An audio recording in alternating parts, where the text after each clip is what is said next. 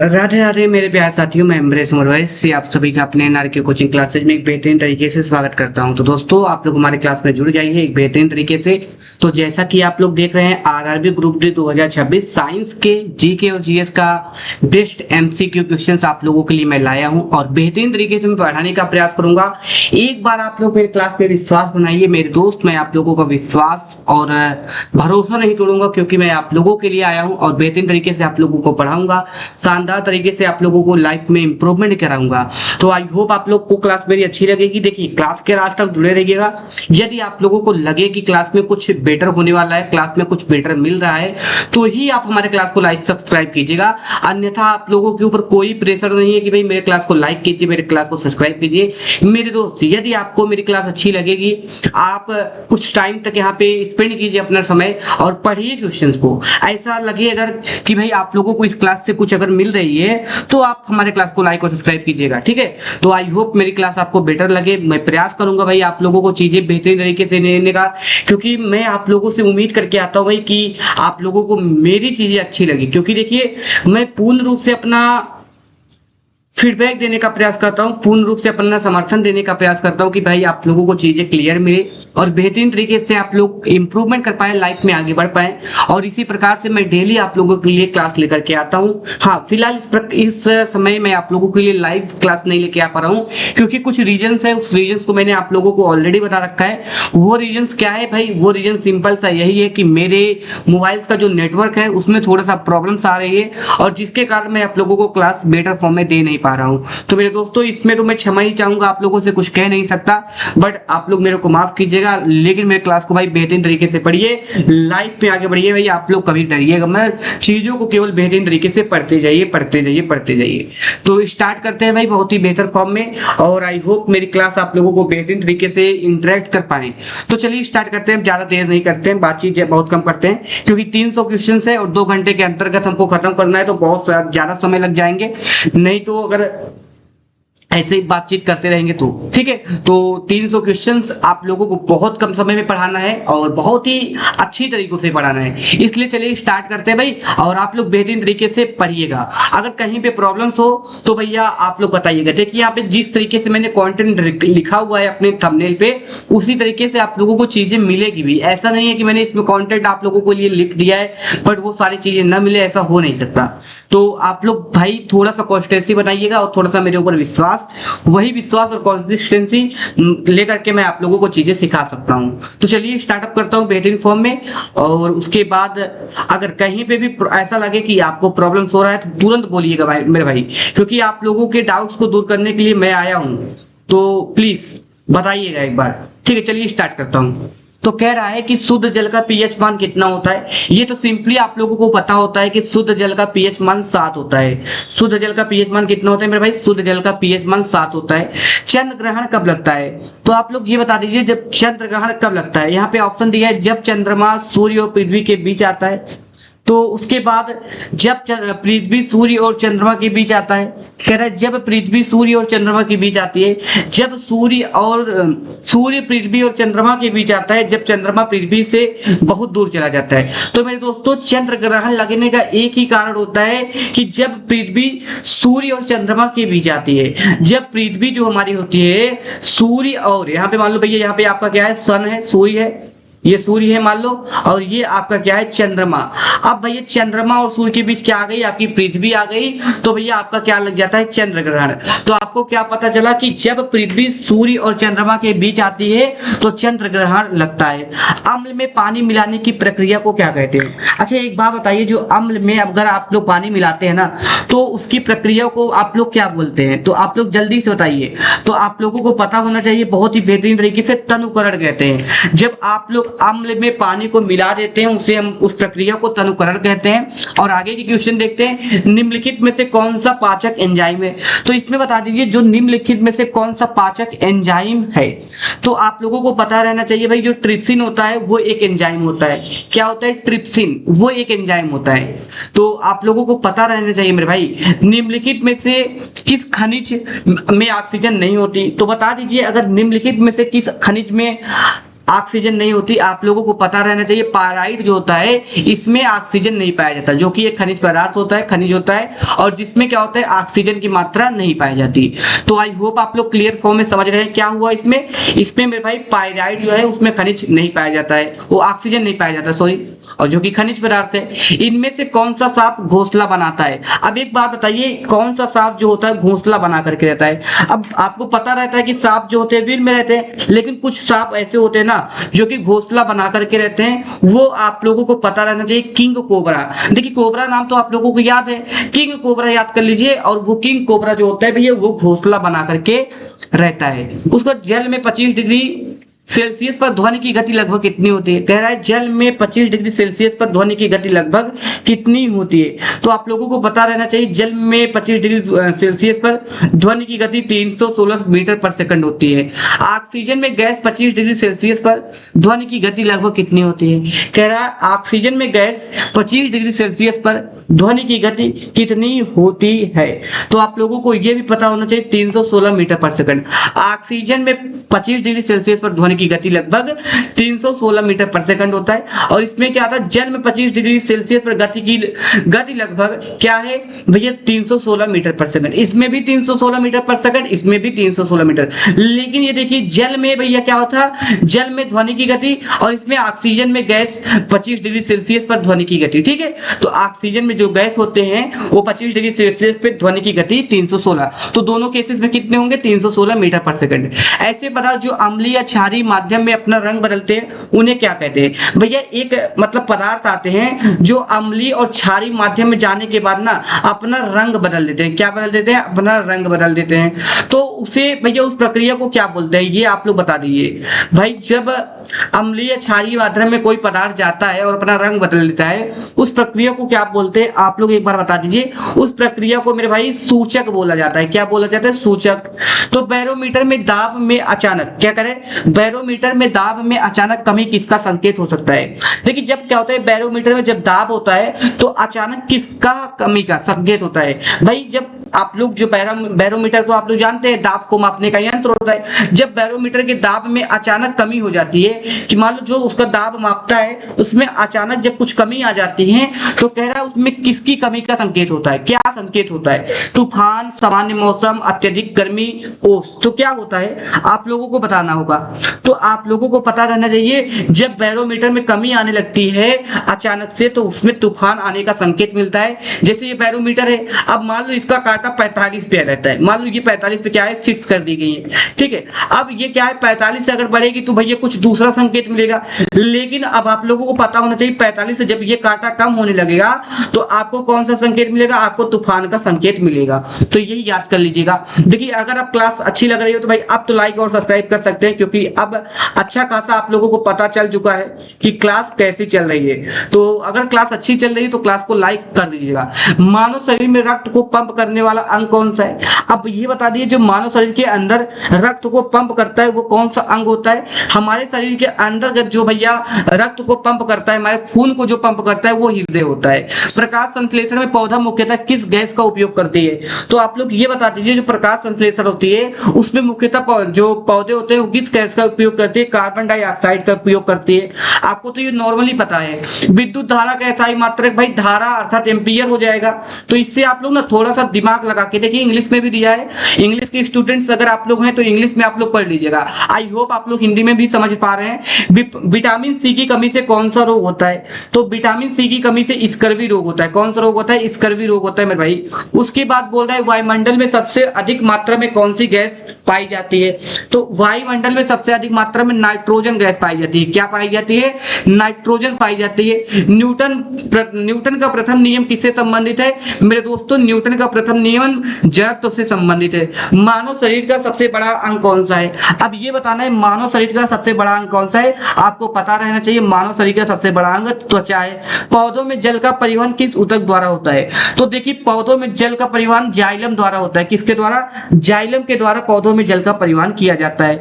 लोहे पर जंग लगने के लिए मुख्यतः क्या आवश्यक है? भैया लोहे पर जंग लगने के लिए मैंने आपको एक क्लास में और बताया था कि नमी क्या होता है, नमी होना चाहिए प्लस ऑक्सीजन की भी आवश्यकता होती है। नमी और ऑक्सीजन अगर भैया आप मिल जाते हैं तो लोहे पर क्या होती है, जंग लग जाती है, मूर्छा खा जाती है। तो ऑक्सीजन और नमी बोले या नमी या ऑक्सीजन बोले, सही बात है। तो ये क्वेश्चन बिल्कुल सही हो गया।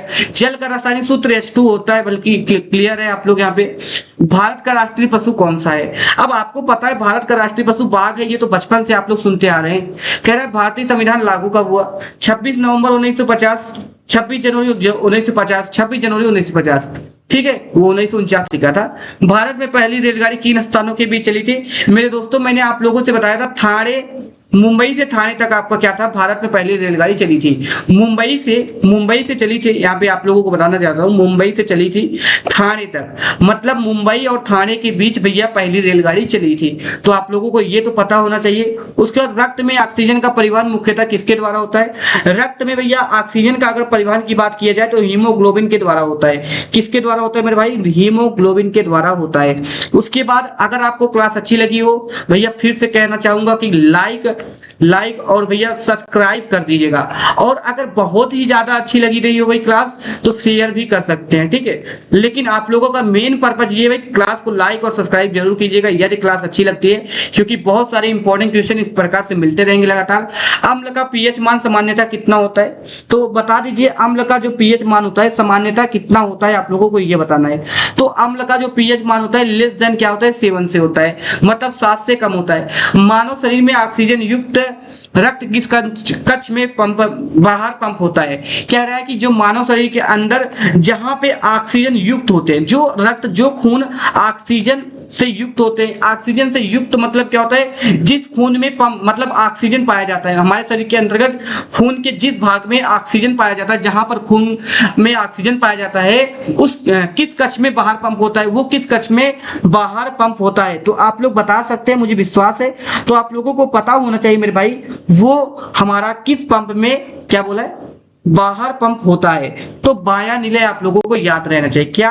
बाया निलय आप लोगों को याद रहना चाहिए कि हमारे शरीर के अंतर्गत जो रक्त में ऑक्सीजन पाए जाते हैं वो बाहर क्या, बाहर मतलब बाह्य निलय में क्या होते हैं, पंप होते हैं। विटामिन डी की कमी से कौन सा रोग होता है? तो आप लोगों को पता रहना चाहिए, विटामिन डी की कमी से कौन सा रोग होता है। तो आप लोग जल्दी से बताइए, रिकेट्स होता है, जल्दी से बताइए कि रिकेट्स होता है सर। उसके बाद पौधों में भोजन परिवहन किस ऊतक द्वारा होता है?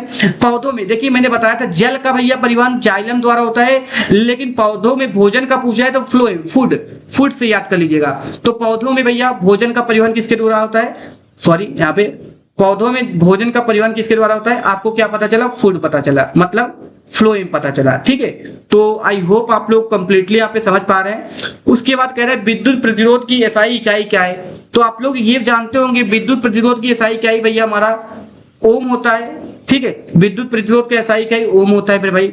उसके बाद पृथ्वी पर गुरुत्वीय त्वरण लगभग मान कितना है? जो पृथ्वी है उस पर गुरुत्वीय त्वरण का लगभग मान कितना होता है, जल्दी से बताइए। तो पृथ्वी पर गुरुत्वीय त्वरण की बात करें तो 9.8 मीटर पर सेकंड स्क्वायर होता है।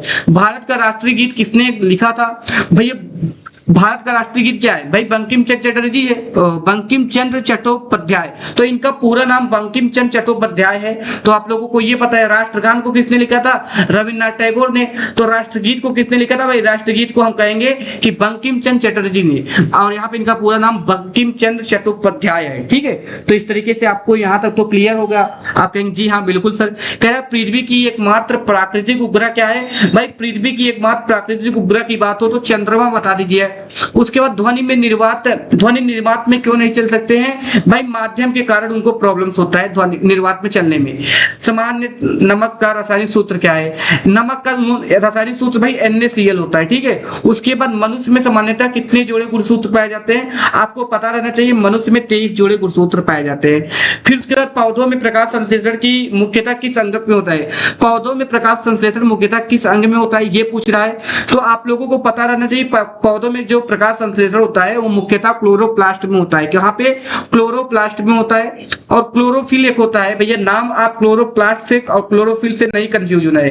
क्या होता है? एक आप लोगों को क्लोरोफिल इसी में प्रकाश संश्लेषण में ही देखना पड़ेगा और देखने के लिए मिलेगा, लेकिन उसमें क्लोरोफिल का काम क्या होता है यहाँ पे पहले लिख देता हूं। क्लोरोफिल ये फिल है, ठीक है। तो यहाँ पे इज दैट, तो क्लोरोफिल का मतलब क्या होता है मेरे भाई, क्लोरोफिल की उपस्थिति के कारण जो पौधों की पत्तियां हरी दिखाई देती हैं, ये होता है, ठीक है। सूर्य से पृथ्वी तक ऊर्जा किस प्रक्रिया से पहुंचती है?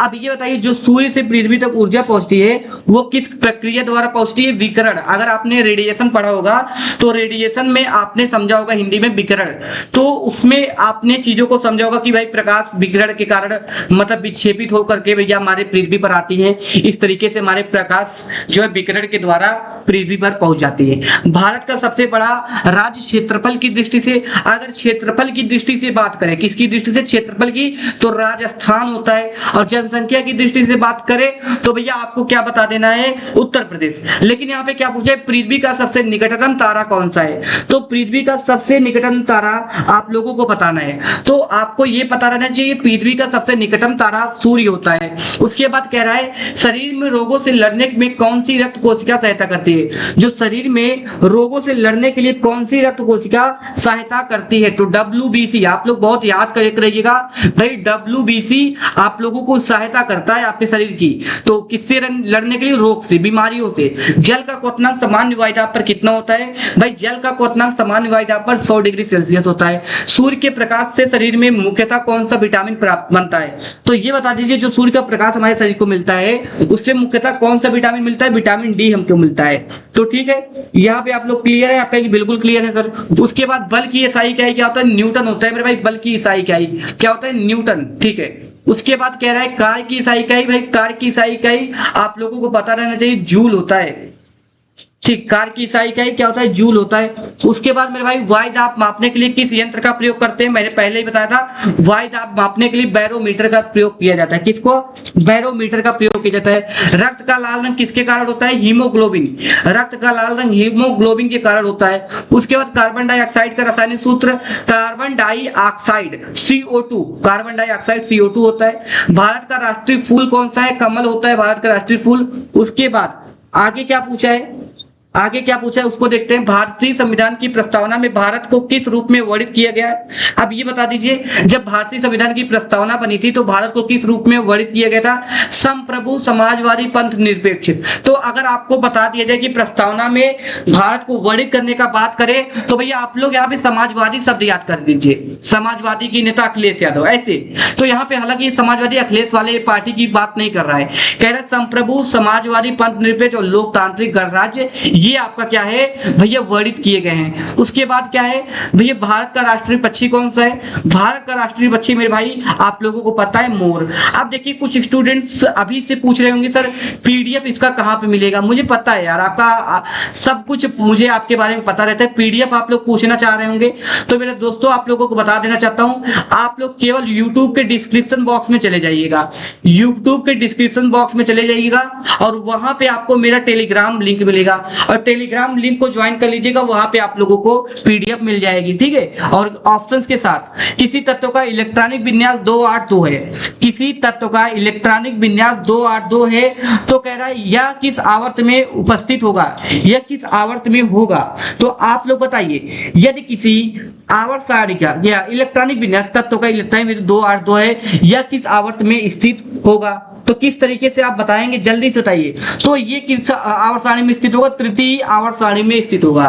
कैसे? देखिए, पूर्ण रूप से संतुष्ट है, 282, 288 इस तरीके से रहता है ना, तो तृतीय आवर्त सारणी में ये रहते हैं। उसके बाद O2 का आणविक द्रव्यमान कितना है? अच्छा, O2 का आणविक द्रव्यमान पूछ रखा है, तो जल्दी से बताइए O2 का आणविक द्रव्यमान कितना है? तो आपको पता होगा, जो O2 का एक अणु, एक O का भैया जो अणु होता है 16 होता है, तो O2 की बात कर रहा है 16 प्लस का 16, 216 हो जाएंगे, और जैसे ही ऐड करेंगे 32। क्या ऑप्शंस में 32 है? आप कहेंगे जी सर। ये कैसे आया भाई? 16 एक अणु होता है O2 का, ये याद रहना चाहिए। और भैया 2 O2 यहाँ पे भाई बात हो रहा है O2 का, तो यहाँ पे 2 O2 अर्थात 16 16 32 यहाँ पे अणु पानी होंगे, अणु द्रव्यमान होंगे। 6 kg द्रव्यमान वाली वस्तु की स्थितिज ऊर्जा 480 जूल है। यदि G बराबर 10 मीटर पर सेकंड है तो ऊंचाई कितनी होगी? तो यहाँ पे मेरे दोस्तों कह रहा है कि 6 kg द्रव्यमान वाली वस्तु की स्थितिज ऊर्जा 480 जूल है, और यदि G बराबर भैया कितना है? 10 मीटर पर सेकंड है, तो ऊंचाई कितनी होगी? तो जल्दी से बताइए। तो देखिए यहाँ पे हमने शायद सीखा था, हम लोगों ने चीजें सीखा था। क्या होता है, जो स्थितिज ऊर्जा को हम किससे बोलते हैं, स्थितिज ऊर्जा को के से, यहाँ पे किससे लिखते हैं, स्थितिज ऊर्जा को के लिखते हैं। के बराबर क्या होता है मेरे दोस्तों, आप लोगों ने सीखा होगा के बराबर यम, उसके बाद जी बटे, के बराबर यम जी होता है, के बराबर यम जी आपने सुना होगा, ठीक है। तो जब के बराबर यम जी होता है, यहाँ पे आपसे क्या पूछा है, एम जी और अपॉन का यच होता है ना, अपॉन का यच होता है, यही तो होता है शायद, आप लोगों को याद है या नहीं, प्लीज एक बार देखिए। यही फार्मूला होता है कि मुझसे भी कुछ गलती हो रही है, बताओ। तो देखिए यहाँ पे पहले सॉल्व करते हैं, उसके बाद बताते हैं। तो यहाँ पे किसका, द्रव्यमान का मतलब मास, यम की वैल्यू क्या होगी, मास हो गया। तो द्रव्यमान कितना दिया है, आप कहेंगे सर 6 दिया हुआ है।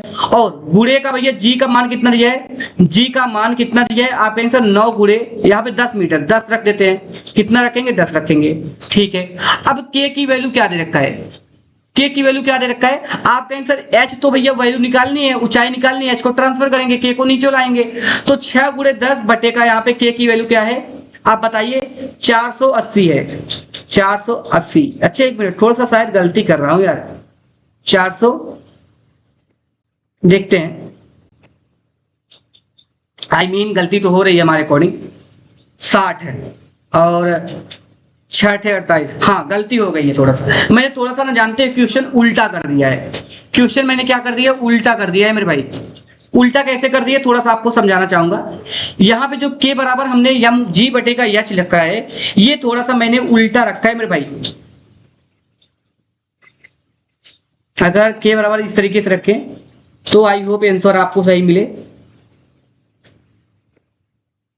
एक मिनट, थोड़ा सा प्रयास करते हैं आपको समझाने का, क्योंकि देखिए फार्मूला थोड़ा सा याद रहना चाहिए, और मैं आप लोगों को क्वेश्चन पढ़ाने के लिए आया हूं, इसीलिए उतना हम फार्मूले पे जोर कसना नहीं चाहते थे, ठीक है, फिर भी दिखाना पड़ेगा।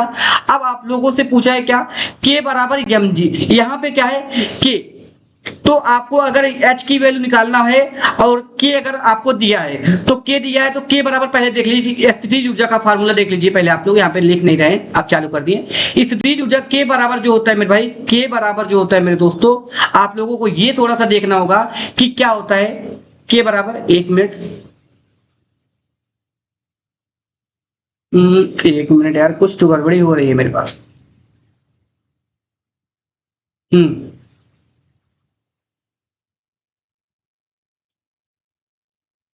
एम जी अपॉन का एच, यही तो रखे थे पहले भी, आप कहेंगे सर ये तो पहले भी रखे थे, हाँ ये पहले रखे थे, हाँ पहले ही तो रखे थे। तो देखिए हमने थोड़ा सा गलती कर दिया था, गलती क्या की नहीं, अच्छा गलती तो अभी भी किया हूं, ये नहीं होना चाहिए यार, थोड़ा सा मिस्टेक फार्मूला शायद हो रहा है।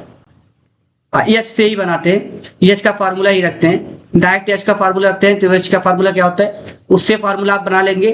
एच इज इक्वल टू क्या होता है मेरे भाई, एच इज इक्वल टू, हमको एच का फार्मूला याद था, के बटे का, एच इज इक्वल टू के बटे का यम जी होता है, क्या होता है, के बटे का यम जी। अर्थात यहाँ पे जब फार्मूला अप्लाई करेंगे तो क्या होगा भाई, के का फार्मूला निकालेंगे तो एम जी एच होता है, सॉरी यहाँ पे मैंने गलती बता दिया था, काइनेटिक ऊर्जा अर्थात स्थितिज ऊर्जा का फार्मूला निकालेंगे, वैल्यू निकालेंगे तो एम जी एच आता है, क्या आता है, एम जी एच आता है। और जैसे ही यहाँ पे वैल्यू को आप सॉल्व करेंगे तो क्या है भाई, के की वैल्यू क्या है 480, यहाँ पे 480, स्थितिज ऊर्जा क्या है भाई 480 हुए, और उसके बाद क्या है भाई 60 है, किसका वैल्यू भाई, द्रव्यमान हमारे पास कितना है ये बताइए, 6 है, और हमारा जी का वैल्यू क्या है, गुरुत्वीय त्वरण का, यहाँ पे गुरुत्वीय त्वरण बोलेंगे 10 है, एक जीरो से क्या करेंगे, एक जीरो हमारा कट जाएगा, और 6 अठे का 48 होता है, ठीक है, 6 अठे का 48 अर्थात यहाँ पे 8 मीटर आएगा। तो आई होप आप लोग कन्फर्म तरीके से समझ रहे हैं, क्लास को लाइक और सब्सक्राइब जरूर कीजिएगा, मुझे बहुत अच्छा लगेगा। कह रहा है स्क्लेरे काइमा कोशिकाओं की दीवार किस पदार्थ से कारण मोटी होती है, किस पदार्थ के कारण मोटी होती है, आप लोग जल्दी से बता दीजिए मेरे भाई। तो आप लोगों को पता होना चाहिए क्या भैया, लिग्निन के कारण मोटी होती है, कौन, इसके स्क्लेरे काइमा, ठीक है।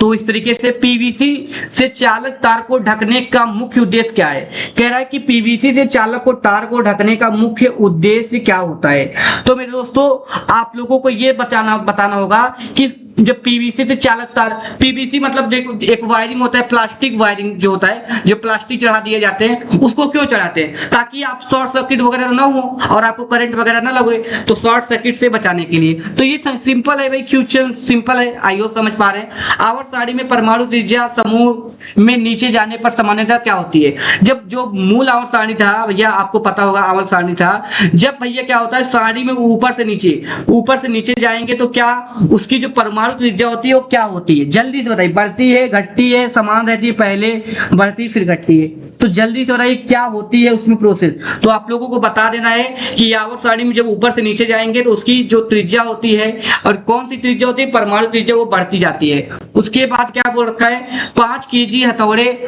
8 मीटर ऊंचाई तक उठाने पर, कह रहा है कि 5 किलोग्राम हथौड़ी को 8 मीटर ऊंचाई तक उठाने पर स्थितिज ऊर्जा कितनी होगी यदि जी बराबर 10 मीटर पर सेकंड स्क्वायर है? तो यहाँ पे भैया स्थितिज ऊर्जा किसकी वैल्यू? के का मान पूछ रखा है, के का मान पूछ रखा है। तो भैया के बराबर क्या होगा? एम जी, अभी यही तो बता के आया और वहां पे भूल रहे थे थोड़ा सा, बट यहाँ पे याद है। तो के बराबर एम जी एच होता है, बिल्कुल होता है, बिल्कुल आप कहेंगे जी सर। तो एम की वैल्यू कितना दे रखा है भाई? द्रव्यमान, एम को बोलेंगे मास और गुरुत्वीय त्वरण किसको बोलेंगे? जी को। तो जी की वैल्यू क्या है मेरे भाई? आप कहेंगे सर जी की वैल्यू यहाँ पे 10 दे रखा है, क्योंकि देखिए जी इज इक्वल टू 10 दिया है ना। और गुणे एच की वैल्यू कितना दे रहा है? एच की वैल्यू आप कहेंगे सर यहाँ पे हमको 5 दे रखा है, और एच की वैल्यू कितना दिया? 8 दे रखा है, 8 यहाँ पे लिखते हैं। अब 8 पंच 40 धमाका 400, तो ऑप्शंस में क्या आएगा? 400 ऑप्शन आएगा, 400 जूल। तो इस तरीके से आप लोग कर सकते हैं। आई होप समझ पाए होंगे। अगर कहीं पे भी अगर आपको समझ में नहीं आया होगा, ऐसा होगा कि दिक्कत हुआ होगा, तो क्वेश्चन प्लीज आप लोग बताइएगा।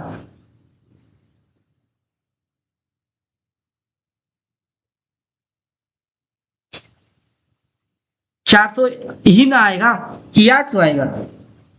नहीं दोस्तों, 800 तो आना पॉसिबल नहीं दिख रहा है हमको, 400 ही दिख रहा है पॉसिबल। यहाँ पे ऑप्शन शायद गलत दिया हो।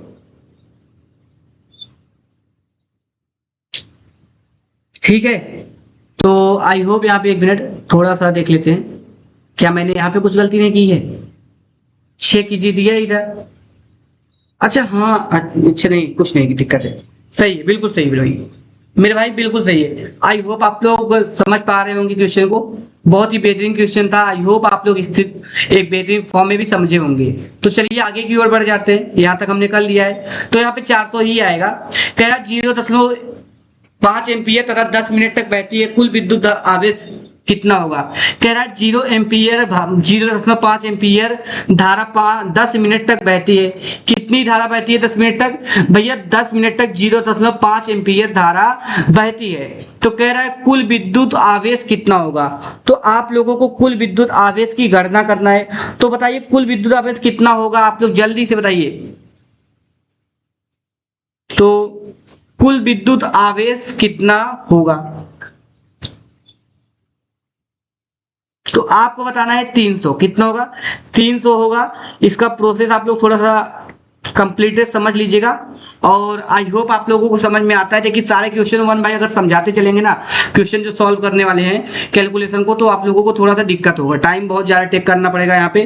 तो यहाँ पे देखिए 0.5 एम्पियर की बात किया गया है, तो 10 मिनट तक बहती है। तो कुल विद्युत आवेश की गणना करना है। अच्छा, एक इलेक्ट्रॉन पर क्या होता है?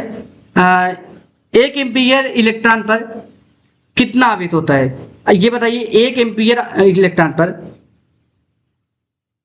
1 मिनट थोड़ा सा यहाँ पे रुक जाइए, थोड़ा सा क्वेश्चन में कंफ्यूजन है मुझको। देखिए जहां पे कंफ्यूजन है थोड़ा सा रुकना पड़ेगा, और आई होप आप लोगों को समझ में भी आएगा। देखिए मैं मदद करने का पूर्ण प्रयास कर रहा हूं, और अगर हम ऐसे हो रहा है कि हमसे कुछ गलती हो रही है तो माफ करिएगा, ठीक है। कभी कभी गलतियां क्वेश्चन हो जाती हैं और बेहतरीन तरीके से उसको सुधारा जाता है। तो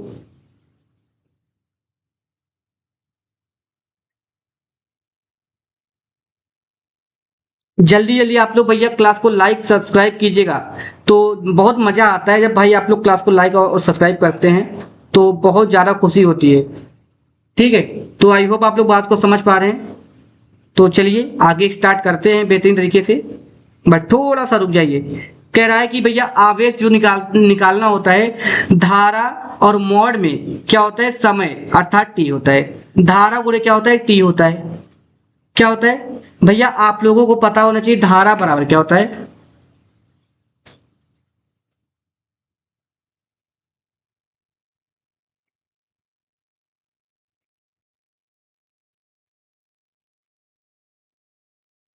एक मिनट, उल्टा बोल दिया क्या? उल्टा बोल दिया मेरे भाई। इसको हटा देते हैं, 300 कैसे आएगा अभी देख लेते हैं। ठीक। अब यहाँ पे आप लोगों को समझाना चाहूंगा कि जो भैया आवेश होता है, आवेश निकालने का फार्मूला जो होता है, आवेश निकालने का फार्मूला जो आप लोगों को दिखाई पड़ता है यहाँ पे, तो वो क्या होता है आप लोगों को पता रहना चाहिए। वो चीज आपको पता होना चाहिए। क्या कह रहा है कि भैया फार्मूला आवेश बराबर क्या होता है, धारा, धारा बरा गुणे का मॉड में धारा, यहाँ पे धारा कितना है भैया, 0.5 है, 0.5 एम्पियर। ठीक है, गुणे का समय होता है। तो यहाँ पे आपको एम्पियर भैया दिया है कितना, 0.5, और 10 मिनट, और समय किसमें लिया जाएगा आप लोग ये बताइए। समय सदैव सेकंड मिलेंगे, तो 10 मिनट में कितना सेकंड होता है आप ये बताइए। 10 मिनट में आपका आंसर 600 सेकंड होता है। कितना सेकंड होता है, 10 मिनट में 600 सेकंड होता है। तो आई होप यहाँ पे आप लोग समझ पा रहे हैं, 10 मिनट 600 सेकंड होता है। 600 गुणा यहाँ पे कर दीजिए, तो जब 600 का गुणा 0.5 में करेंगे ना, तो क्या होगा, 3000 आएगा। और जैसे ही 3000 आएगा, 3000 आएगा, तो एक अंक पे दशमलव लगा देंगे तो 300 ही तो मिलेगा। तो देखिए थोड़ा सा ना कोऑपरेट करना पड़ेगा क्लास को, तभी आप लोग समझ पाएंगे। देखिए यहाँ पे थोड़ा सा ना स्पेस नहीं बन पा रहा है, इसीलिए थोड़ा सा देखिए हमारे पास पैड नहीं है। तो पैड होता तो आप लोगों को बेहतरीन तरीके से समझा देता। आई होप आप लोग समझ भी पाए होंगे, बट मैं पूर्ण प्रयास करता हूँ भाई आप लोगों को क्वेश्चन समझाने का। और मैं यहाँ पे देखना चाहूंगा कि कुछ क्वेश्चन में गड़बड़ी तो नहीं किया हूँ मैंने ना, बस यही थोड़ा सा। 1 मिनट, उसके बाद ये बिल्कुल सही है, 8 मीटर, ये तो सही था ना। ठीक है।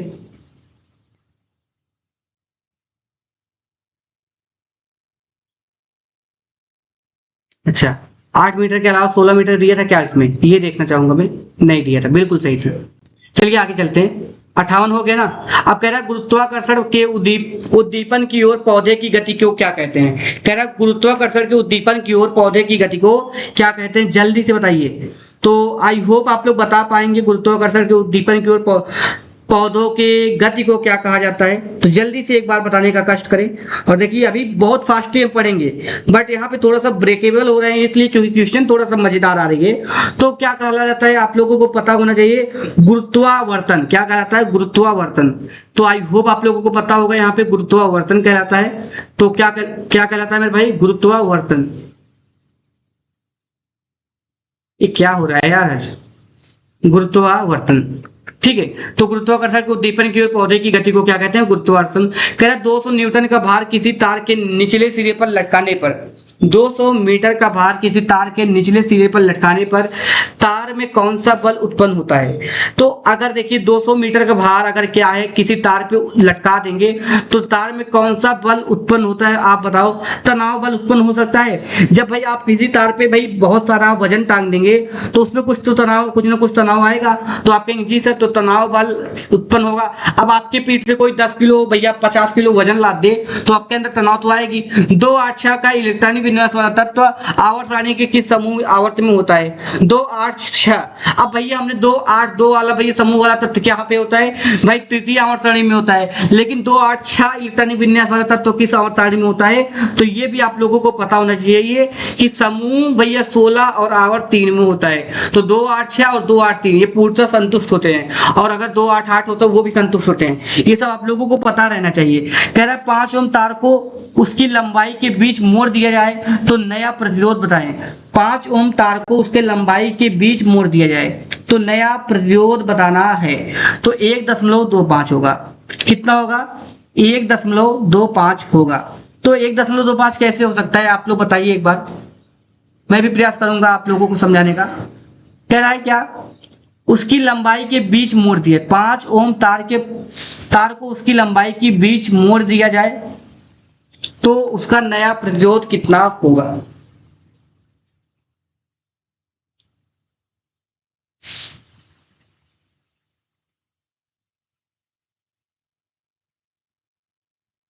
तो तो देखिए अब यहाँ पे कह रहा है 5 ओम वाले तार के उसकी लंबाई के बीच मोड़ दिया जाए तो नया प्रतिरोध बताना है।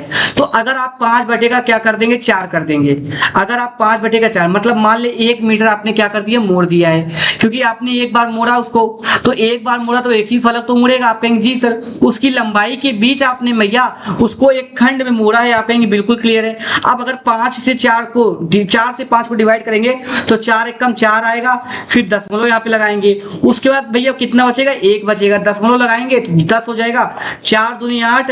उसके बाद कितना बचेगा 2 4 बचेगा 20 हो जाएगा, जीरो वहां पे आएगा तो 4 5 20, 1.25 ओम आंसर आपका आ गया है। तो ठीक है इस तरीके से आप कर सकते हैं। दांतों में 6 की शुरुआत सामान्यतः किस पीएच से होती है? कह रहा है जो दांत होते हैं उसमें 6 की शुरुआत 6 मतलब भैया हानि की शुरुआत, जो नुकसान होता है बीमारी वगैरह होती है तो वो किस पीएच मान से शुरू होती है? तो आप लोग बताइए आपका दांत किस पीएच मान से 6 शुरू होता है? भैया आप लोगों को पता होना चाहिए मेरे भाई कि भैया वो जो दांतों का 6 होता है मेरे, वो 5.5 पीएच मान से क्या होते हैं 6 होना शुरू हो जाते हैं। किससे? 5.5 से। आधुनिक आवर्त सारणी में 32 तत्वों वाला आवर्त कौन सा है? जो आधुनिक आवर्त सारणी है उसमें 32 तत्वों वाला आवर्त कौन सा है? तो छठा आवर्त जो होता है 32 तत्वों का आवर्त कहलाता है। उसके बाद क्या कह रहा है अंतरिक्ष में अंतरिक्ष यात्री रेडियो द्वारा संवाद क्यों करते हैं? जो अंतरिक्ष में जो होते हैं अंतरिक्ष यात्री रेडियो द्वारा बातचीत क्यों करते हैं? ध्वनि निर्वात में यात्रा नहीं कर सकती, ध्वनि की आवृत्ति बहुत कम होती है, ध्वनि बहुत धीमी होती है, ध्वनि बहुत तेज होती है। तो जल्दी से बताइए जो अंतरिक्ष में बैठे व्यक्ति होते हैं वो क्या किस लिए भैया रेडियो द्वारा संवाद करते हैं? संवाद का मतलब बातचीत करना, ठीक है। तो वो इसलिए बात करते हैं कि भैया ध्वनि निर्वात में नहीं कर सकती, ध्वनि निर्वात में नहीं यात्रा नहीं कर सकती। आई होप आप लोग समझ पा रहे हैं। अनुवांशिक सूचना ले जाने वाले लंबे अणु कौन से हैं? जो अनुवांशिक सूचना है उसको ले जाने वाले लंबे अणु क्या है बताइए आप लोग जल्दी से। तो आप लोगों को पता ना चाहिए डीएनए और आरएनए जो होते हैं अनुवांशिक सूचना को ले जाने वाले लंबे अणु होते हैं।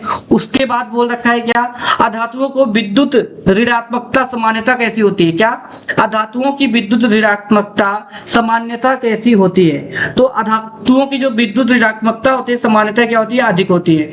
तो उसके बाद क्या है शुद्ध अशुद्ध जल में 25 डिग्री सेल्सियस पर ध्वनि की गति लगभग कितनी होती है? शुद्ध अशुद्ध जल में 25 डिग्री सेल्सियस पर ध्वनि की गति लगभग कितनी होनी चाहिए? तो आप लोग बताइए। तो ध्वनि की गति कितनी होनी चाहिए? 1498। जो ध्वनि की गति होती है शुद्ध अशुद्ध 25 डिग्री सेल्सियस पे हम लोग जो काम कर पाते हैं तो जल में, तो वो जो ध्वनि की गति होती है 1498 डिग्री मीटर पर सेकंड होना चाहिए। ऑक्सीजन गैस से 25 डिग्री ध्वनि पर गति लगभग कितनी होती है? अभी मैंने बताया था 316 मीटर पर सेकंड। उसके बाद अम्लीय या क्षार माध्यम में गंध में बदलने वाले पदार्थ को क्या कहते हैं? जब कोई पदार्थ अम्लीय या क्षार माध्यम में बदल जाता है तो उस पदार्थ को क्या कहा जाता है? आई होप आप लोगों को पता होगा मेरे दोस्तों। बहुत इंपॉर्टेंट क्वेश्चन है। गंधी क्या बोला जाता है? गंधी सूचक बोला जाता है।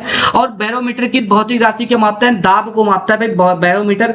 उसके बाद क्या कह रहा है क्या भूकंप की तीव्रता गतिविधि रिकॉर्ड करने वाला यंत्र कौन सा है? भूकंप को जो गतिविधियों को रिकॉर्ड करता है वो कौन सा यंत्र के द्वारा किया जा सकता है? हाइड्रोमीटर के द्वारा किया जा सकता है। तो जल्दी से बताइए हाइड्रोमीटर द्वारा किया जा सकता है? जी नहीं, बिल्कुल सिस्मोग्राफ के द्वारा किया जा सकता है। किस धातु को सामान्यतः मिट्टी के तेल में नीचे रखा जाता है? ऐसी कौन सी धातु है जो भैया मिट्टी के तेल के नीचे रखी जाती है?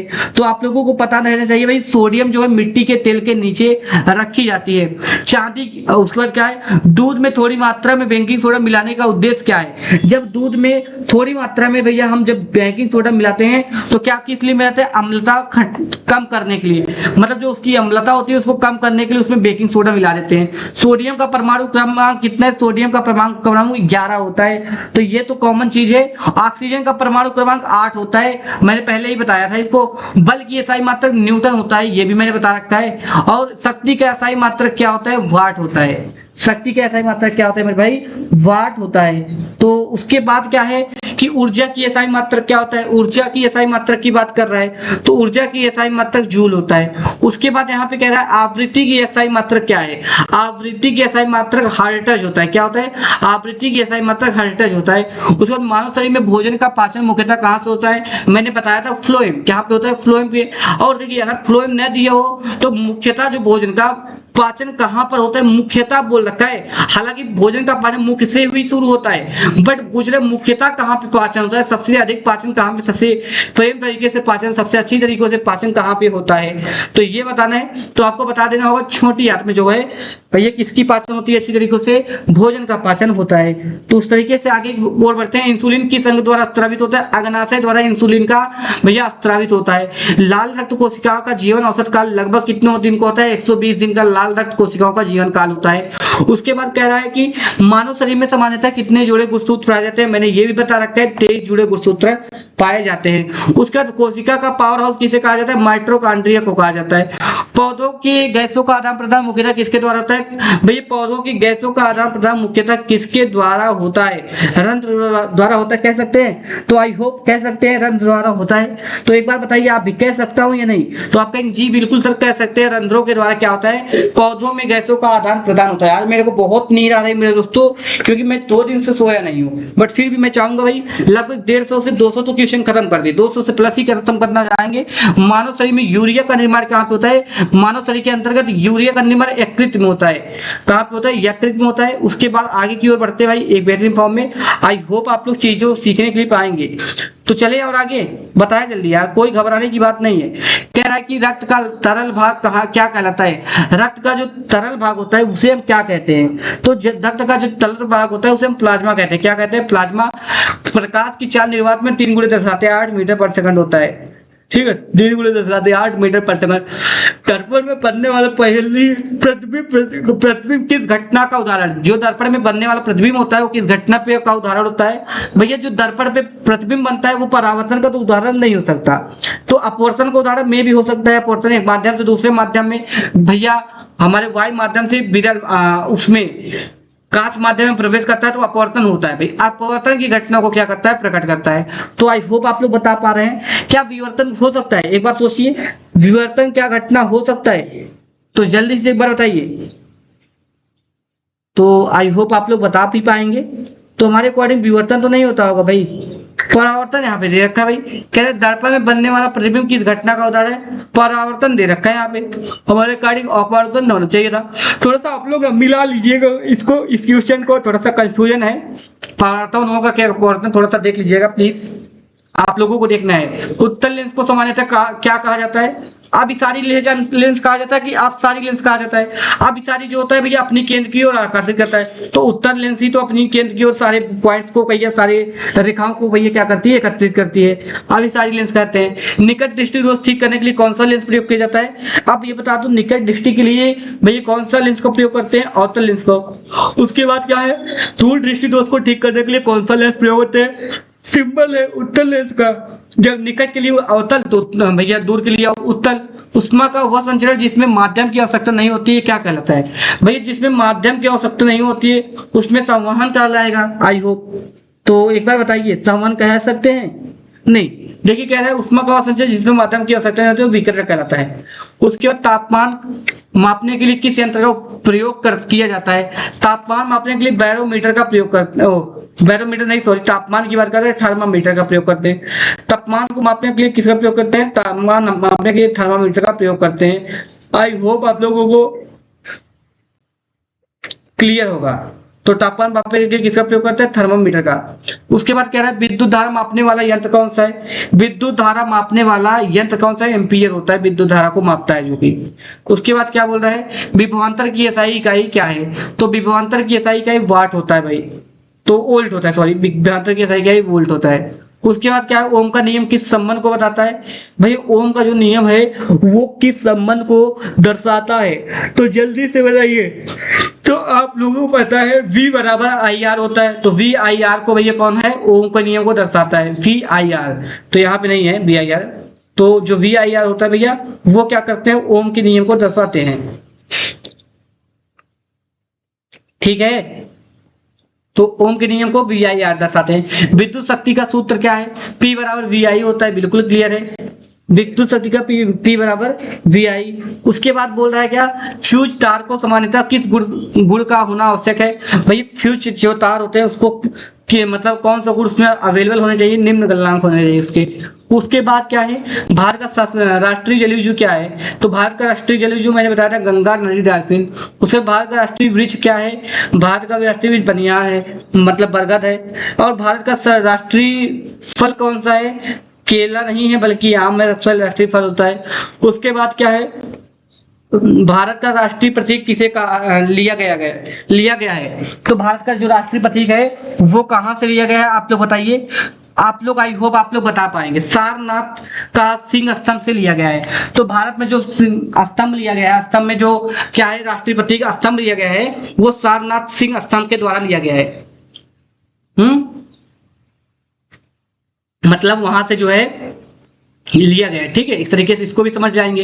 उसके बाद भारतीय संविधान के संरक्षक किसे माना जाता है, भैया भारतीय संविधान के संरक्षक जो होते हैं सर्वोच्च न्यायालय को मानते हैं। भारत में गणतंत्र दिवस कब मनाया जाता है, भाई गणतंत्र दिवस अभी आने वाला है 15 अगस्त 1950, ठीक है। नहीं सॉरी गणतंत्र दिवस, हाँ गणतंत्र पूछ रहा है ना, स्वतंत्रता तो नहीं पूछ रहा है, सॉरी यहाँ पे क्षमा चाहेंगे, गणतंत्र दिवस पूछ रहा है।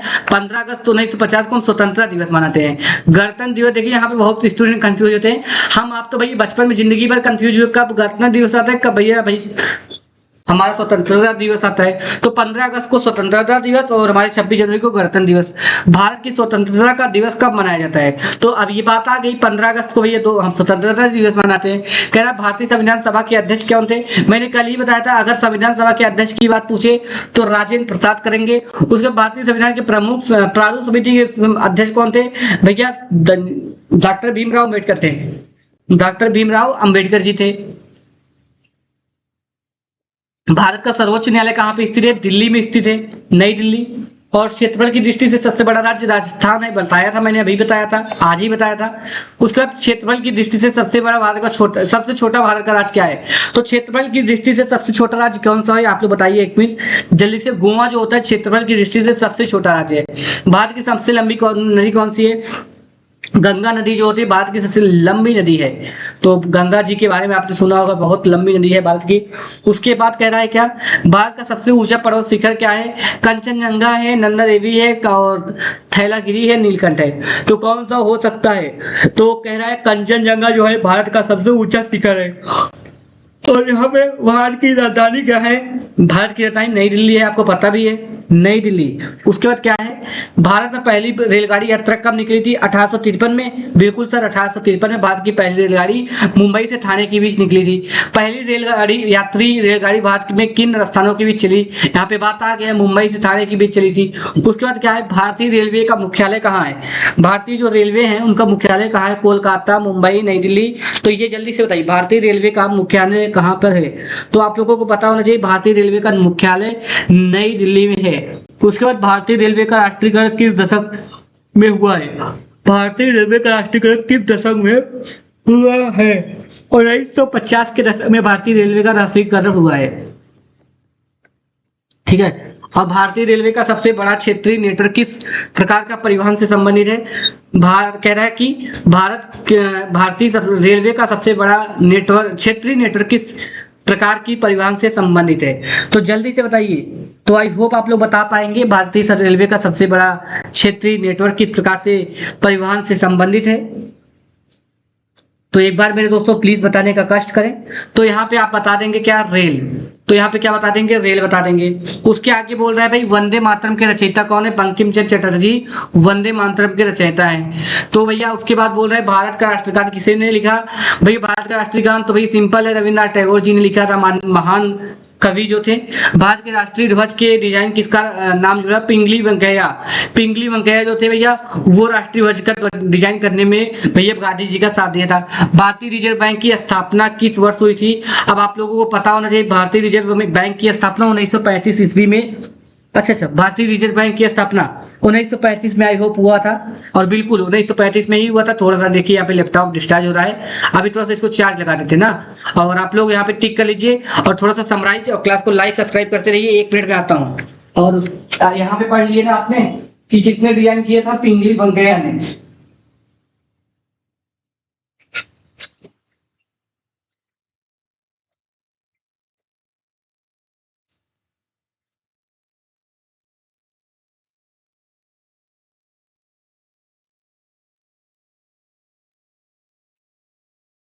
तो आपने पिंगली वेंकैया पढ़ा है या नहीं, तो बताइए जल्दी से। पिंगली वेंकैया पढ़ा है या नहीं, प्लीज जल्दी से बताइए। तो पिंगली वेंकैया क्या किए थे, राष्ट्रीय ध्वज को डिजाइन किए थे। और रिजर्व बैंक कब बना था भैया, हमारा रिजर्व बैंक 1935 में बना था। तो ये सब तो कॉमन चीजें हैं। भारतीय मुद्रा का प्रतीक किसका है भाई, भारतीय मुद्रा का प्रतीक ये रुपए वाला है, रुपए है। तो कह रहा है भारत में जनगणना सामान्यतः कितने वर्ष के अंतराल में होती है। तो जो भारत में जनगणना होती है वो कितने अंतराल के अंतर्गत होती है। अब आपने सुना होगा 2011 में जनगणना हुई है, उसके बाद 2021 में सुना था शायद हुआ था ना। तो भाई अभी 2011 का ही जनगणना चल रहा है, लिया जा रहा है। तो लगभग भैया 10 साल का मान लीजिए, 10-12 साल अंतराल हो जाता है। भारतीय संविधान में मौलिक अधिकार किस भाग में, मैंने बताया था पार्ट 3 में जो है मौलिक अधिकार की बात की गई है। राज्य के नीति निर्देशक तत्वों के संविधान पार्ट 4 में बात की गई है उसकी। उसके बाद कह रहा है मेरे भाई भारतीय संविधान के मौलिक कर्तव्य किस संशोधन द्वारा जुड़े गए। भारतीय संविधान में जो मौलिक कर्तव्य थे वो आई होप आप लोगों को पता होगा 42वें संविधान संशोधन द्वारा जुड़े थे ना। जल्दी से बताइए, 42वें संविधान संशोधन द्वारा जुड़े थे ना। आप कहेंगे जी सर बिल्कुल 42वें संविधान संशोधन द्वारा जुड़े थे। भारत के राष्ट्रपति का कार्यकाल 5 साल का होता है, ये तो सिंपल है। लोकसभा का सामान्य कार्यकाल कितना होता है, लोकसभा का सामान्य कार्यकाल भी 5 साल का ही होता है। और राज्यसभा का को अस्थायी सदन क्यों कहा जाता है, जो राज्यसभा होते हैं उसको अस्थायी सदन क्यों कहा जाता है, इसका कभी विघटन नहीं होता है, इसका चुनाव नहीं होता है, इसका कार्यकाल 10 वर्ष है। तो जल्दी से बताइए। तो आई होप आप लोग बता पाएंगे। तो कहेंगे इसका कभी विघटन नहीं होता, तो इसका कभी विघटन नहीं होता। उसके बाद क्या कह रहा है, भारत में मतदान की न्यूनतम आयु कितनी है, 18 वर्ष है।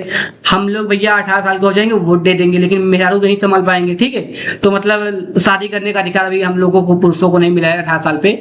तो भारतीय संविधान में समानता का अधिकार किस, देखिए बुरा मत मानिएगा आप लोग, क्यों जो लड़की अगर क्लास को सुन रहे होंगे, भारतीय संविधान में समानता का अधिकार किस अनुच्छेद से शुरू होता है, जो समानता का अधिकार है वो किस अनुच्छेद से शुरू होता है। आई होप आर्टिकल 14 से शुरू होता है समानता का अधिकार। जलियांवाला बाग हत्याकांड किस वर्ष हुआ था, 1919 में अमृतसर में। कहाँ पे, अमृतसर में 1919 में हुआ था। तो अमृतसर जरूर याद करके रहिएगा भाई, बहुत इंपॉर्टेंट फैक्टर है। क्या, अमृतसर। उसके बाद ये 1919 में हुआ था। भारत छोड़ो आंदोलन किस वर्ष हुआ था, तो जल्दी से देखिए भारत छोड़ो आंदोलन किस वर्ष हुआ था, 1942 में हुआ था। आप कहेंगे जी हाँ बिल्कुल, भारत छोड़ो आंदोलन जो होता है 1942 में हुआ था। दांडी मार्च किस आंदोलन से संबंधित है। अब जो दांडी मार्च आंदोलन है वो किस आंदोलन से संबंधित है, भारत छोड़ो आंदोलन, ठीक है, भारत छोड़ो आंदोलन से संबंधित होगा शायद। आप लोग बताइए ये सही है या नहीं, तो आप कहेंगे बिल्कुल गलत है सर। आप कहेंगे सर बिल्कुल आपने गलत कर दिया। जो दांडी होता है ना मार्च, वो सविनय अवज्ञा आंदोलन से, क्षमा चाहते हैं थोड़ा सा, सविनय अवज्ञा आंदोलन से संबंधित है, सविनय अवज्ञा आंदोलन से संबंधित है। आई होप आप लोग यहाँ पे क्लियर हैं। कह रहा है भारतीय राष्ट्रीय कांग्रेस की स्थापना किस वर्ष हुई थी, 1885 में। भारतीय राष्ट्रीय कांग्रेस मतलब जो कांग्रेस पार्टी थी उसका गठन 1885 में ही हो गया था। भारतीय राष्ट्रीय कांग्रेस के संस्थापक के रूप में किसे जाना जाता है, जो भारतीय राष्ट्रीय के संस्थापक है उसे किसे जाना जाता है, तो आप लोग जल्दी से बताइए। जो भारतीय राष्ट्रीय कांग्रेस के संस्थापक है उसे किसे जाना जाता है। आप लोग एक नाम याद कीजिए, ए ओ ह्यूम। कौन, A O Hume. I hope Plassey का युद्ध किस वर्ष हुआ था, 1757 में प्लासी का युद्ध हुआ था। कब हुआ था, 1757 में। उसके बाद 1857 का विद्रोह सबसे पहले कहां से शुरू हुआ, 1857 का जो विद्रोह था मेरठ से शुरू हुआ था। कहां से, मेरठ से शुरू हुआ था। उसके बाद क्या कह रहा है कि भारत में मुगल साम्राज्य की स्थापना किसने की। भारत में जो मुगल साम्राज्य की स्थापना अकबर ने की थी, आपने सुना होगा अकबर ने की थी, ठीक है। तो सॉरी यहाँ पे क्षमा चाहेंगे, भारत में मुगल सम्राट की पूछ रहा है, तो मुगल सम्राट की स्थापना भाई अकबर ने, उसके भैया उसके पहले जो बाबर ने, भारत में मुगल साम्राज्य की स्थापना बाबर ने की थी, ठीक है। तो आई होप आप लोग यहाँ पे देखिए थोड़ा सा समझ के चीजें समझिएगा, आगे बढ़िएगा। ताजमहल का निर्माण किस मुगल शासक ने करवाया, जो ताजमहल थे उसका निर्माण किस मुगल शासक ने करवाया, तो शाहजहां ने कराया था। प्लीज आप बताइए, जो ताजमहल बना था आगरा में वो किसने बनाया था, शाहजहां ने। आप लोगों को पता होगा, कहानी पढ़ेंगे हिस्ट्री को। भारत में हरित क्रांति मुख्यतः किससे संबंधित है, हरित क्रांति जो था भाई दूध उत्पादन से संबंधित है, आपको पता रहना चाहिए, ठीक है। हरित क्रांति की बात कर रहा है ना, भारत में हरित क्रांति किससे संबंधित है? आप लोग जल्दी से बताइए। तो मेरे दोस्तों हरित हरित मतलब कृषि से, मैंने एक ट्रिक बताया था। हरित क्रांति किससे संबंधित है? दूध से नहीं, सॉरी, यहाँ पे हरित क्रांति जो है खाद्यान्न, मतलब हरित, हरित से हरित शब्द मतलब खाद वगैरह, ऐसे समझ लीजिए। भारत में श्वेत क्रांति, श्वेत मतलब भैया सफेद होता है, आप ऐसे समझ लीजिए, श्वेत मतलब सफेद होता है, और सफेद क्या होता है? सफेद दूध होता है, तो भैया दूध से संबंधित है। उसके बाद भारत में नीली क्रांति किससे संबंधित है? देखिए हरित क्रांति किससे संबंधित है? खाद्यान्न से। और भैया जो श्वेत क्रांति वो किससे? गेहूं से, सॉरी दूध से। उसके बाद भारत में नीली क्रांति किससे संबंधित है? तो क्या आप कह सकते हैं दुग्ध उत्पादन? तो क्या आप दुग्ध, ओ फिर बोल रहा हूँ दुग्ध उत्पादन नहीं, गेहूं उत्पादन बोल सकता हूँ? बताइए। तो आप कहेंगे नहीं सर, ना ही दूध उत्पादन ना ही गेहूं उत्पादन, हम क्या बोलेंगे? मत्स्य उत्पादन बोलेंगे। भारत का सबसे बड़ा मरुस्थल कौन सा है? जो भारत का सबसे बड़ा मरुस्थल है वो कौन सा है? थार मरुस्थल जो है भारत का सबसे बड़ा मरुस्थल जाना जाता है। भारत में स्थित सबसे बड़ी मीठे पानी की झील कौन सी है? जो भारत में स्थित जो है सबसे बड़े पानी का झील कौन सी है, आप लोगों को ये बताना है। तो ऊलर झील क्या होता है? क्या होता है? ऊलर झील भारत में स्थित सबसे बड़ी मीठे पानी की झील है। ठीक है। उसके बाद कह रहा है भारत की सबसे बड़ी खारे पानी की झील लेगून कौन सी है? कह रहा है भारत की सबसे बड़ी खारे पानी की झील कौन सी है? तो आप लोग बताइए। तो आपको बता देना है चिल्का झील जो है भारत के सबसे बड़े खारे पानी का झील है। तो यहाँ पे क्या था? भारत में स्थित सबसे बड़े मीठे पानी की झील कौन से? ऊलर झील मीठा पानी होता है, और खारा पानी कौन देता है? चिल्का झील देता है। उसके बाद यहाँ पे न्यूटन की द्वितीय गति के किससे संबंधित है? जो न्यूटन का द्वितीय नियम है वो किससे संबंधित है? तो आप लोगों को पता रहना चाहिए, बल और संवेग प्रतिक्रिया। तो क्या आप कह सकते हैं? आप कहेंगे नहीं सर, आई होप ये नहीं कह सकते। तो क्या कह सकते हैं? तो हम कहेंगे सर बल और संवेग परिवर्तन ही कहेंगे। तो आप कहेंगे सर आप ऐसे कंफ्यूज क्यों करते हैं? देखता हूं कि आपका भैया मनोबल कितना आगे तक जाता है। तो आप लोग क्वेश्चन का भैया थोड़ा सा कमेंट किया करें। न्यूटन की गति तृतीय नियम क्या कहता है? क्या बताता है? जो न्यूटन का तृतीय नियम है वो क्या बताता है? प्रत्येक क्रिया की समान एवं विपरीत प्रतिक्रिया होती है। मतलब आप किसी वस्तु पर जब ठोकर मारेंगे तो वस्तु आपको भी मारेगी। तो ऐसे समझ लीजिए, प्रत्येक क्रिया तथा विपरीत प्रतिक्रिया होती है। उसका संवेग की एसआई मात्रक क्या होता है? तो संवेग का एसआई मात्रक किलोग्राम मीटर पर सेकंड होता है, क्योंकि भैया P बराबर mv होता है। गतिज ऊर्जा का सूत्र क्या है? तो mgh, मैंने फॉर्मूला बताया था, सॉल्व कर रहे थे जब क्वेश्चन, तो mgh ही तो बताया था। स्थितिज ऊर्जा का सामान्य सूत्र क्या है? अच्छा गतिज ऊर्जा है ना यार, यहाँ पे देखिए गतिज ऊर्जा है, वहां पे स्थितिज ऊर्जा मैंने बताया था ना। एक चीज यहाँ पे ध्यान नोटिस कीजिएगा, तो मैंने क्या बताया था? वहां पे मैंने स्थितिज ऊर्जा बताया था भाई, और ये तो गतिज ऊर्जा दे रखा है। तो गतिज ऊर्जा का सूत्र जो है 1/2 mv² होता है भाई। उसके बाद कह रहा है कि स्थितिज ऊर्जा का सामान्य सूत्र mgh, यहाँ पे बोल सकते हो mgh, आप कहेंगे जी सर। उसके बाद दाब का एसआई मात्रक, भैया दाब का एसआई मात्रक पास्कल होता है। घनत्व का एसआई मात्रक क्या होता है? घनत्व का एसआई मात्रक क्या होता है? किलोग्राम। तो बताओ घनत्व का एसआई मात्रक, घनत्व भाई मीटर क्यूब होता है, किलोग्राम प्रति मीटर क्यूब होता है घनत्व का एसआई मात्रक। तो आई होप यहाँ पे आप लोग क्लियर है, आप कहेंगे बिल्कुल क्लियर है सर। उसका किसी वस्तु का द्रव्यमान चंद्रमा पर कैसा रहेगा? तो भैया बताओ जब किसी वस्तु का द्रव्यमान जो है चंद्रमा पर कैसा रहता है? बढ़ता है या घटता है? हमारे अकॉर्डिंग तो घटता है, आपके अकॉर्डिंग क्या होता है? आपके अकॉर्डिंग क्या आता है? आप कहेंगे सर मेरे अकॉर्डिंग तो समान रहता है। बहुत सही बात भैया, जो चंद्रमा होता है द्रव्यमान जो है हम लोगों का द्रव्यमान सेम रहता है वस्तु का। ठीक है, इस तरीके से आप लोग ध्यान रखिएगा, चीजों का थोड़ा सा कोऑपरेट करिएगा। और कह रहा है कि भार किस पर निर्भर करता है? जो भार होता है वो द्रव्यमान और केवल द्रव्यमान पर निर्भर करता होगा, या तो केवल आयतन पर? नहीं सर, कि द्रव्यमान और गुरुत्वीय त्वरण दोनों पर निर्भर करता है, क्योंकि पृथ्वी पर अपने केंद्र की ओर वस्तु को खींचती भी है, तो भाई बल बहुत ज्यादा लगेगा। द्रव्यमान और गुरुत्वीय त्वरण दोनों पर निर्भर करता होगा। ठीक है, तो इस तरीके से आप लोग समझा सकते हैं, बता सकते हैं। तो उसके बाद क्या है? पृथ्वी पर जी का मान ध्रुवों पर भूमध्य रेखा की तुलना में कैसा होता है? जो पृथ्वी पर जी का मान होता है भूमध्य रेखा की तुलना में कैसा होता है? तो जल्दी से बताइए भाई। कहेंगे कि वो जो होता है अधिक होता है। क्या होता है? भूमध्य रेखा की तुलना पर अधिक होता है। द्रव में डूबी वस्तु पर ऊपर की ओर लगने वाला बल क्या कहलाता है? जब द्रव में कोई वस्तु डूब जाती है तो उसके ऊपर कोई बल लगता है, तो उसे हम क्या बोलते हैं भैया? उसको हम चुंबकीय बल बोल सकते हैं। तो प्लीज आप बताइए, चुंबकीय बल उसे बोला जा सकता है? नहीं सर, बिल्कुल चुंबकीय बल नहीं बोला जा सकता, उत्प्लवन बल बोलेंगे। आर्किमिडीज का सिद्धांत किससे संबंधित है? आर्किमिडीज का सिद्धांत उत्प्लावन से संबंधित है। एनसी से संबंधित है। घर्षण बल किस दिशा में कार्य करता है? तो भैया गति की दिशा में कार्य करता है कि गति के विपरीत? तो आइए बताइए, नीचे की ओर काम करता है कि ऊपर की ओर काम करता है? तो आप कहेंगे कर गति के विपरीत दिशा में घर्षण बल काम करता है, तभी भैया घर्षण होता है। मशीनों में तेल लगाने का मुख्य उद्देश्य क्या है? घर्षण कम करना, द्रव्यमान बढ़ाना। भाई जो मशीनों में तेल लगा रहे हैं ताकि घर्षण कम हो, विरुद्ध उसमें विपरीत चीजें कम आए, ठीक है। उसके बाद बोल रहा है क्या? ध्वनि की तीव्रता किस पर निर्भर करती है? आयाम पर, आवृत्ति पर, तरंग दैर्घ्य पर, वेग पर। ध्वनि की तीव्रता आप बताओ किस पर ध्वनि की तीव्रता आवृत्ति पर निर्भर करती होगी, आपको पता होगा।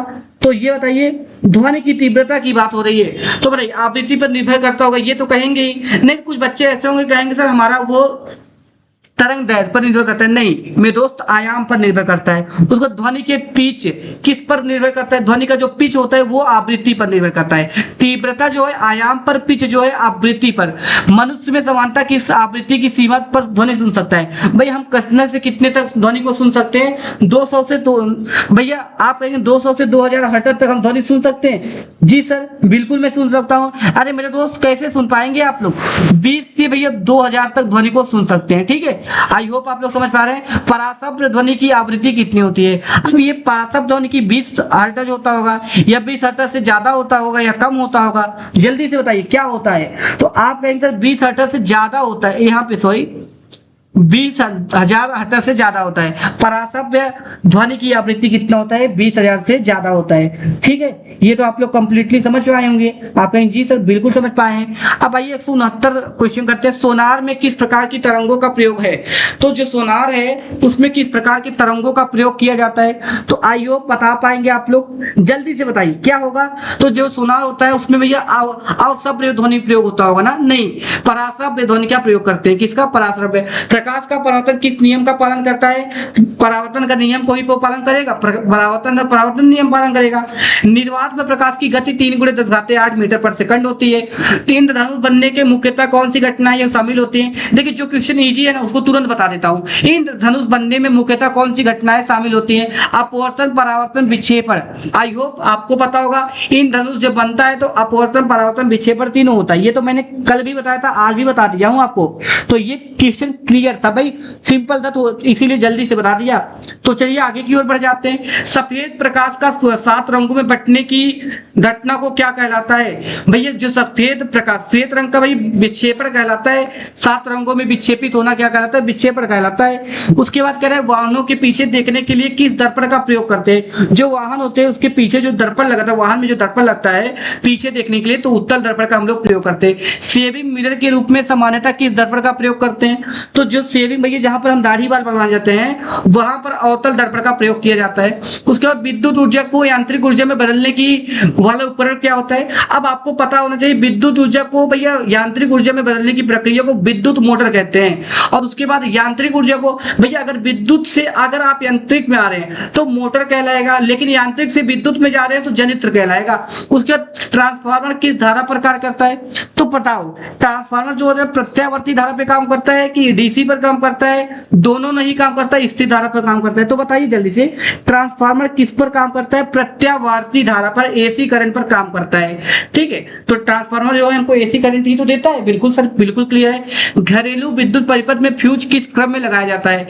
जो घरेलू विद्युत परिपथ में होते हैं, जो हमारे फ्यूज होते हैं, वो किस श्रेणी क्रम में लगाए जाते हैं? आप लोग जल्दी से बताइए, आई होप आप लोग बता पाएंगे। तो आप कहेंगे सर श्रेणी क्रम में लगाए जाते हैं। किस श्रेणी में लगाए जाते हैं? श्रेणी क्रम में। तो घर में जो विद्युत परिपथ होते हैं वो श्रेणी क्रम में लगाए जाते हैं। विद्युत बल्ब में फिलामेंट सामान्यतः किस धातु का बना होता है? जो विद्युत बल्ब में जो फिलामेंट होता है वो किस धातु का बना होता है? आप लोग एक बार बताइए। कुछ बताएंगे टंगस्टन, कुछ बताएंगे एल्यूमिनियम। तो आई होप आप लोग बता पाएंगे, एक बार बताने का प्रयास कीजिए। तो आप लोगों को, जितने लोगों ने टंगस्टन सोचा होगा उसका बिल्कुल सही है। ऑक्सीकरण में सामान्यतः क्या होता है? ऑक्सीकरण में क्या होता है जल्दी से बताइए। ऑक्सीजन का जुड़ना ऑक्सीकरण कहलाता है। उसके बाद क्या कह रहा है? अपचयन में सामान्यतः क्या होता है? अपचयन में जो है ऑक्सीजन का जुड़ना होता है, ऑक्सीजन काटना होता है, केवल इलेक्ट्रॉन काटना, ताप का बढ़ना। तो अपचयन में क्या होता है? अपघटित होता है, चीजें क्या होती है? अपघटित होता है। तो आई होप आप लोगों को अपचयन पता होगा। तो अपचयन में ऑक्सीजन का क्या होता है? ऑक्सीजन आपस में जुड़ जाते हैं, अपचयन होते हैं, चयन होते हैं, चयित होते हैं। अम्ल और क्षार की अभिक्रिया से समानांतरता क्या बनता है? अम्ल और क्षार की, एक मिनट कुछ क्वेश्चन छूट गए क्या यार? नहीं, कह रहे हैं अम्ल और क्षार की यहाँ पे एक मिनट, हमें लग रहा है कुछ क्वेश्चन छूटे हैं। अच्छा, ये क्या था, ऑक्सीकरण में सामान्यतः क्या होता है, आप ऑक्सीकरण में ऑक्सीजन का जुड़ना, दोनों को वही टिक कर दी ना। ऑक्सीकरण में क्या होता है, ऑक्सीजन का जुड़ना होता है, यहाँ पे ऑक्सीकरण में ऑक्सीजन का जुड़ना होता है। और अपचयन में मेरे दोस्तों अपचयित होता है। अपचयित को मतलब भाई टूट जाते हैं, बिखर जाते हैं, तो ऑक्सीजन का जब बिखरेंगे तो हट जाएंगे, ऑक्सीजन का हटना होता है, तो ये याद कर लीजिएगा। अम्ल और क्षार की अपक्रिया से सामान्यतः क्या बनता है, लवण और नमक बनता है। ओह, लवण बनते हैं, नमक बनते हैं, ठीक है, सही तो है। जल, लवण का मतलब जल। HCl किस प्रकार का पदार्थ है, HCl हाइड्रोक्लोरिक अम्ल है, अम्ल है, क्या है, अम्ल है। तो NaOH किस प्रकार का पदार्थ है, हाइड्रोजन है, तो हाइड्रोजन नहीं दिख रहा होगा, तो NaOH क्या हो, क्षार हो सकता है, तो बताओ NaOH जो है क्षार हो सकता है, आप कहेंगे जी बिल्कुल सर क्षार हो सकता है। और उसके बाद क्या है, बेकिंग सोडा का रासायनिक सूत्र Na2CO3 होता है, NaCO3 होता है। भाई ये सोडियम बाइकार्बोनेट का होता है, और बेकिंग सोडा को क्या बोला जाता है, बताओ जल्दी से, Na2CO3 भैया सोडियम कार्बोनेट का भैया होता है, सोडियम कार्बोनेट, यहाँ पे सोडियम बाइकार्बोनेट बोला जाता है, तो ठीक है। तो वाशिंग सोडा का रासायनिक सूत्र क्या है, NaHCO3 होगा, NaHCO3 वाशिंग सोडा का ना, Na2CO3 into 10H2O, sorry washing सोडी का, तो वाशिंग सोडा का क्या होगा, Na2CO3 इंटू 10H2O, 10 अणु वाला पानी, ठीक है। इस तरीके से आप लोग बोला करें ना, थोड़ा सा दिमाग में बैठेगा। प्लास्टर ऑफ पेरिस का रासायनिक सूत्र क्या है, प्लास्टर ऑफ पेरिस का रासायनिक सूत्र CaSO4, ठीक है। उसका चूने का पानी किस विलयन है, तो चूने का पानी का विलयन है, तो यहाँ पे चूने का पानी का विलयन बोल रहा है, तो आप लोग बताइए चूने का पानी का विलयन क्या होगा, CaOH token ties, CaOH taken twice. उसके बाद CO2 गैस चूने पानी कैसा कर देती है, CO2 गैस पानी भैया चूना से शब्द मैंने बताया था दूधिया, तो दूधिया कर देगी। सबसे हल्की गैस कौन सी होती है, हाइड्रोजन गैस सबसे हल्की होती है। उसके बाद वायुमंडल में ऑक्सीजन की मात्रा लगभग कितनी होती है, वायुमंडल जो है उसमें ऑक्सीजन की मात्रा कितनी होती है, जल्दी से आप लोग बताइए। तो आई होप आप लोगों को पता होगा वायुमंडल में ऑक्सीजन की मात्रा कितनी होती है। ऑप्शन दे दूं, 11, 21, 31, 41, तो आप लोगों को पता रहना चाहिए 21% जो होता है वायुमंडल में ऑक्सीजन की मात्रा होता है, ठीक है। सबसे हल्की गैस कौन सी है, तो ये हाइड्रोजन होती है, ये तो पढ़ लिए। वायुमंडल में नाइट्रोजन की मात्रा कितनी होती है भैया, हाइड्रोजन आपने समझा क्या भैया, आपने कहा हाइड्रोजन तो 21 होता है, तो ऑक्सीजन 21% होता है, लेकिन जो नाइट्रोजन हो 78, सबसे ज्यादा नाइट्रोजन ही पाया जाता है। ओजोन किस तत्व का अप्रूप है, जो ओजोन है वो किस तत्व का अप्रूप होता है, तो जल्दी से बताइए जो ओजोन होता है वो किस तत्व का अप्रूप होता है, आप जल्दी से बताइए। ऑप्शन दे रखा हूं, ऑक्सीजन का अप्रूप होता है ओजोन। और कह रहा है ओजोन परत मुख्यतः किस मंडल में पाई जाती है, ओजोन परत जो है मुख्यतः समताप मंडल में पाई जाती है। उसके बाद मेरे दोस्तों कह रहे हैं कार्बन का कौन सा अप्रूप बहुत कठोर होता है, तो कार्बन का कौन सा अप्रूप बहुत ज्यादा कठोर होता है, तो हीरा जो होता है कार्बन का बहुत ज्यादा कठोर होता है। ग्रेफाइट का विद्युत का चालक क्यों है, ग्रेफाइट विद्युत का चालक क्यों है, इसमें इलेक्ट्रॉन होते हैं मेरे भाई, इसमें मुक्त इलेक्ट्रॉन होते हैं, बिल्कुल क्लियर है, इसमें मुक्त इलेक्ट्रॉन होते हैं, इसलिए भैया ये विद्युत का चालक होता है। स्टेनलेस स्टील किसका उदाहरण है मेरे दोस्त, स्टेनलेस जो स्टील होता है वो किसका उदाहरण है, आप लोगों को पता रहना चाहिए, मिश्र धातु का स्टेनलेस स्टील उदाहरण होता है। पीतल किन धातुओं का मिश्र धातु होता है, पीतल जस्ता और तांबा के द्वारा बनता है। उसके बाद कांसा किन धातुओं की मिश्र धातु होती है, जो कांसा होती है किन धातुओं के मिश्र धातु होते हैं, तांबा और टिन का मिश्र धातु होती है। मानव शरीर के सामान्य तापमान लगभग कितना होता है, 37 डिग्री सेल्सियस मानव शरीर का सामान्य ताप होता है। पित्तरस का निर्माण किस कहां पे होता है, यकृत में होता है पित्तरस का निर्माण। उसके बाद संग्रह कहां होता है भैया, पित्तरस का संग्रह भैया पित्ताशय में होता है। पित्त किस पदार्थ का पाचन में सहायता करता है, अब भैया आपको पता रहना चाहिए पित्त जो होता है वसा के पाचन में भैया हमारा मदद करता है। लार में पाए जाने वाला प्रमुख एंजाइम कौन सा है, लार में कौन सा एंजाइम पाया जाता है, एमाइलेज नाम का एंजाइम हमारे लार ग्रंथि में जो जीव भी पाए जाते हैं। प्रोटीन का पाचन कहां शुरू होता है, हमारे मुख से ही प्रोटीन का पाचन बोल रखा है, तो प्रोटीन का पाचन कहां से शुरू होता है, अमाशय से शुरू होता है भाई, विटामिन ए की कमी से क्या होती है, रतौंधी होती है। तो ये तो कमी भाई आपको पता होगा। उसके बाद क्या है, कह रहा है कि विटामिन बी1 की कमी से बेरी बेरी होती है। ये तो सब चीज पता है भाई। विटामिन के मुख्यतः कौन सी प्रक्रिया में सहायक है, रक्त का थक्का जमना। आई होप आपको क्लियर है, रक्त के थक्का जमाने में भाई विटामिन के जो होता है सहायक होता है। थोड़ा सा फास्टली पढ़ाने का प्रयास कर रहा हूँ। अगर आपको क्लास समझ में आ रहा तो क्लास को एक बार लाइक और सब्सक्राइब जरूर कीजिएगा। तो प्लीज मेरे दोस्तों, उसके बाद चलता हूँ आगे। आयरन की कमी से कौन सी समस्या हो सकती है, तो आप लोग बताइए आयरन की कमी से कौन सी समस्या हो सकती है। एनीमिया की समस्या हो सकती है। आयरन की कमी से एनीमिया की समस्या हो सकती है। इंसुलिन की कमी से कौन सा रोग होता है, मधुमेह होता है। मैंने कल बताया था, मतलब भैया मधुमेह का मतलब क्या होता है, शुगर होता है, ठीक है, इंसुलिन की कमी से। तो ठीक, यहाँ पे चलते हैं आगे की। और मलेरिया किसके कारण होता है, भैया मलेरिया किसके कारण होता है, आप बताएं। बैक्टीरिया के कारण होता है कि वायरस के कारण। वायरस तो भैया मलेरिया वायरस फैलाता नहीं, तो मच्छरों के द्वारा बैक्टीरिया को द्वारा होता है, बिल्कुल क्लियर है। तो उसके बाद मलेरिया का वाहक कौन होता है, मादा एनोफिलीज होता है भाई। मादा मतलब लड़की जाति वाली, तो जो स्त्री जाति की जो होती है। तो नर मतलब भैया पुरुष, ठीक है, नर और नारी, अच्छा मादा। डेंगू किसके द्वारा फैलता है, तो डेंगू जो होता है किसके द्वारा होता है, आप लोग बताइए। तो जल्दी से बताइए, डेंगू एडीज के द्वारा होता है। क्या, किसके द्वारा, एडीज के द्वारा। क्षय रोग अर्थात टीबी किस प्रकार के सूक्ष्म जीव से होता है, जो क्षय रोग होता है हम लोगों को, वो किस प्रकार के सूक्ष्म जीव के द्वारा होता है हम लोगों को, भैया क्षय रोग जो होता है बैक्टीरिया के द्वारा होता है। एड्स का किस वायरस के कारण होता है, एड्स जो होता है एचआईवी के कारण होता है। पौधों में भोजन का निर्माण मुख्यतः कहाँ होता है, पौधों में भोजन का निर्माण जो होता है मुख्यतः कहाँ पर होता है, फूलों में होता है। क्या बोलेंगे, पौधों में भोजन का निर्माण मुख्यतः कहां पर होता है, तो आप कहेंगे सर पत्तियों में भी पौधों के भोजन का निर्माण होता है। क्लोरोफिल का मुख्य कार्य क्या है, पौधों की पत्तियों को हरा रंग बनाना। क्या, प्रकाश ऊर्जा का अवशोषण करना। तो आप बताइए क्लोरोफिल का क्या काम होता है, प्रकाश ऊर्जा को अवशोषित कर लेता है, वाष्पोत्सर्जन, और पत्तों को हरा भी बनाता है, ये भी एक कारण है। वाष्पोत्सर्जन मुख्यतः किस भाग से होता है, भैया वाष्पोत्सर्जन भैया रंध्र के द्वारा होता है। कहां से, रंध्र के द्वारा। उसके बाद पौधों में जाइलम किसका परिवहन करता है, जल और खनिज का करता है, भोजन का करता है, हार्मोन करता है, ऑक्सीजन का करता है। पौधों में जो जाइलम, जाइलम का शब्द भाई जल होता है, तो जल और खनिज का भाई करेगा, ठीक है, बिल्कुल क्लियर है। तो आई होप आप लोग यहाँ तक समझ चुके होंगे। तो कितना क्वेश्चन कंप्लीट हुआ एक बार बताइए, 220 पहुंचने वाले हैं। तो भैया क्या बोल रहा है कि पौधों में फ्लोएम किसका परिवहन करता है, फ्लोएम शब्द से फूड याद कीजिएगा भाई, भोजन। उसके बाद प्रकाश संश्लेषण में कौन सी गैस निकलती है, कार्बन डाइऑक्साइड, CO2। उसके बाद प्रकाश संश्लेषण के लिए ऊर्जा का मुख्य स्रोत क्या है, भैया ऊर्जा का मुख्य स्रोत सूर्य से ही तो लेते हैं। तो मिट्टी में होती है, लेकिन ऊर्जा जो होता है सूर्य से ही तो पाएगा। पौधों को रात घर में थोड़ी लगा पाएंगे। परिस्थिति की तंत्र में उत्पन्न उत्पादक कौन होते हैं, क्या है, कह रहा है परिस्थितिक तंत्र में उत्पादक कौन होते हैं। ये आप लोगों को 223 नंबर का क्वेश्चन बताना है।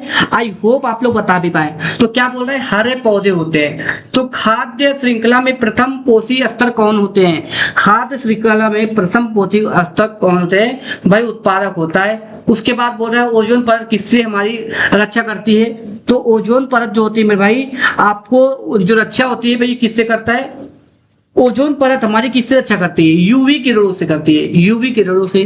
ग्रीन हाउस गैस का उदाहरण कौन सा है, ग्रीन हाउस गैस का उदाहरण कौन सा है मेरे दोस्त, जल्दी से बताइए। तो आई होप आप लोग बता पाएंगे। ग्रीन हाउस गैस का उदाहरण CO2 होता है। विश्व वैश्विक तापन में प्रमुख भूमिका निभाने वाली गैस कौन सी है, वैश्विक तापन में प्रमुख भूमिका कौन सी गैस निभाती है, CO2 निभाती है। उसके बाद अम्ल वर्षा के लिए मुख्यतः कौन सी गैस जिम्मेदार है, तो ऑक्सीजन और नाइट्रोजन होती होगी। तो या तो हीलियम और हाइड्रोजन और हीलियम, तो कौन सा होगा, जल्दी से बताइए। अम्लीय वर्षा के लिए कौन सी गैस जिम्मेदार होती है, तो जल्दी से बताइए दोस्तों। तो अम्लीय वर्षा के लिए जो होती है भैया, यहाँ पे सल्फर ऑक्साइड, क्या है, सल्फ्यूरिक ऑक्साइड बोला जाता है, क्या बोला जाता है, और नाइट्रस ऑक्साइड। उसके बाद यहाँ पे क्या है भैया, आगे की क्वेश्चन देख लेते हैं। कह रहा है जैव अपघटनीय पदार्थ का उदाहरण क्या है, जैव अपघटनीय पदार्थ का उदाहरण क्या है, सब्जियों के छिलके भाई जैव अपघटनीय पदार्थ का उदाहरण होता है। जल प्रदूषण का प्रमुख कारण क्या हो सकता है, जल प्रदूषण होने का, प्रदूषित होने का प्रमुख कारण क्या हो सकता है, जल्दी से बताइए। औद्योगिक अपशिष्ट, बिल्कुल क्लियर हो सकता है, औद्योगिक अपशिष्ट जो बनते जा रहे हैं, जी बिल्कुल। भारत का संविधान कब अपनाया गया, भारत का संविधान कब अपनाया गया, ये बात बोला जा रहा है। तो भैया भारत का संविधान अगर अपनाने की बात हो तो 26 नवंबर 1949 का बोलेंगे। 26 जनवरी 1950 अगर जो बच्चे बोलेंगे गलत है भाई। लागू हमारा 26 जनवरी 1950 को हुआ था भाई, ये आप लोग समझ लीजिए। भारत का संविधान जो था लागू हुआ था कब को, यही मैं कई दिन से क्वेश्चन ढूंढने का प्रयास कर रहा था, आज मिल ही गया। लागू हुआ था 26 जनवरी 1950 को, लेकिन अपना लिया गया था कब भैया, 26 जनवरी और 26 नवंबर 1949 को ही अपना लिया गया था। ठीक है, तो इस तरीके से इसको याद रखिएगा। संविधान दिवस कब मनाया जाता है? संविधान दिवस भारत में कब मनाया जाता है भाई? 26 जनवरी 1950, 26 जनवरी को ही मनाए तो जाते हैं संविधान दिवस। ठीक है, तो आई होप आप लोग समझ पा रहे हैं। संविधान दिवस 26 जनवरी को ही तो मनाते हैं ना। आप कहेंगे जी सर कि 26 नवंबर को मनाते हैं, एक बार ये थोड़ा सा सोचने के लायक है। तो देखिए यहाँ पे संविधान तो लागू कब हुआ था हमारा भैया? 26 जनवरी को। तो उस दिन तो हम गणतंत्र दिवस मनाते हैं, क्षमा चाहते हैं, हमको नहीं पता था, ध्यान नहीं दिए थे। 26 नवंबर को संविधान के दिवस के रूप में मनाते हैं। भारत में सर्वोच्च न्यायालय का नागरिक सम्मान कौन सा है? जो भारत में सर्वोच्च न्यायालय का नागरिक सम्मान कौन सा है? भारत रत्न होता है। तो भारत रत्न कहाँ पे? यहाँ पे सर्वोच्च न्यायालय का भैया नागरिक क्या है, नागरिक सम्मान क्या है? भारत रत्न होता है। अर्जुन पुरस्कार किस क्षेत्र से संबंधित है? तो आप लोग एक बार बताइए, अर्जुन पुरस्कार जो होता है किस क्षेत्र से संबंधित होता है? खेल से संबंधित होता है अर्जुन पुरस्कार। फिर उसके बाद भैया 235 से 300 तक आइए कंप्लीट कर लेते हैं। द्रोणाचार्य पुरस्कार किसे दिया जाता है? तो द्रोणाचार्य पुरस्कार किसे दिया जाता है? जल्दी से बोलिए, द्रोणाचार्य पुरस्कार किसे दिया जाता है भाई? यहाँ पे प्रशिक्षकों को द्रोणाचार्य पुरस्कार दिया जाता है। ओलंपिक के खेल में कितने वर्ष के अंतराल पर आयोजित किए जाते हैं? जो ओलंपिक का खेल होता है वो कितने वर्ष के अंतराल में आयोजित किए जाते हैं? तो आई होप आप लोगों को पता होगा ओलंपिक का खेल कितने वर्ष के दौरान आयोजित किए जाते हैं। 4 वर्ष के दौरान में ओलंपिक खेल होते हैं। उस पर हॉकी में एक टीम मैदान में कितने खिलाड़ी होते हैं? हॉकी में कितने खिलाड़ी होते हैं? आपको पता होगा कि हॉकी में जो होते हैं 11 खिलाड़ी होते हैं। और आपने ये क्या सीखा? ओलंपिक में कितने खेल, ओलंपिक का खेल कितने साल के बाद होता है? 4 साल के अंतर्गत। क्रिकेट में टीम में कितने खिलाड़ी होते हैं? यहाँ पे भी 11 खिलाड़ी होते हैं, आपको पता है। फुटबॉल टीम में कितने खिलाड़ी होते हैं? 11 खिलाड़ी ही होते हैं, बिल्कुल क्लियर, तीनों में 11 होते हैं। भारत का आधिकारिक राष्ट्रीय खेल कौन सा है? हॉकी है। हमारे देश का राष्ट्रीय खेल क्या है? हॉकी है। विश्व का सबसे बड़ा महासागर कौन सा है? विश्व का पूछ रहा है, आप लोग बताइए विश्व का सबसे बड़ा महासागर कौन सा हो सकता है?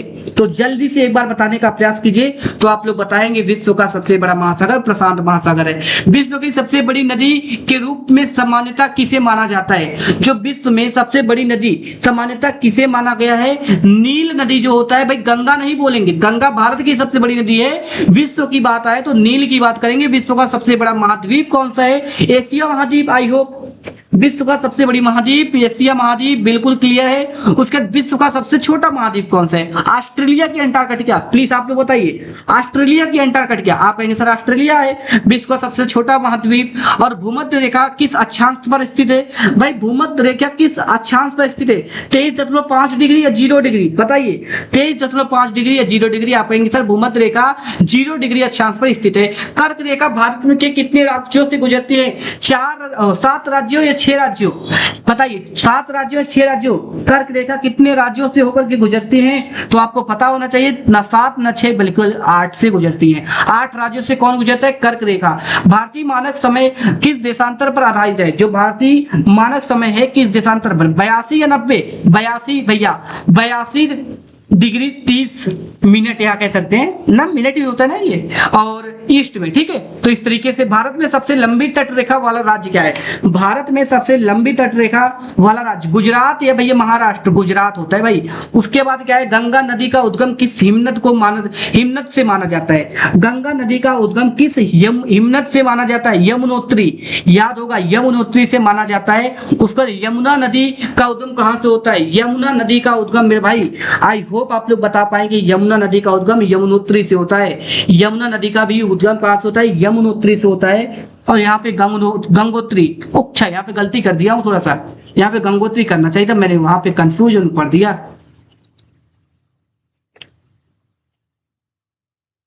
तो देखिए यहाँ पे गंगा नदी का उद्गम भाई गंगोत्री, गंगा से गंगोत्री, यमुना से यमुनोत्री, ऐसे शब्द याद करेंगे।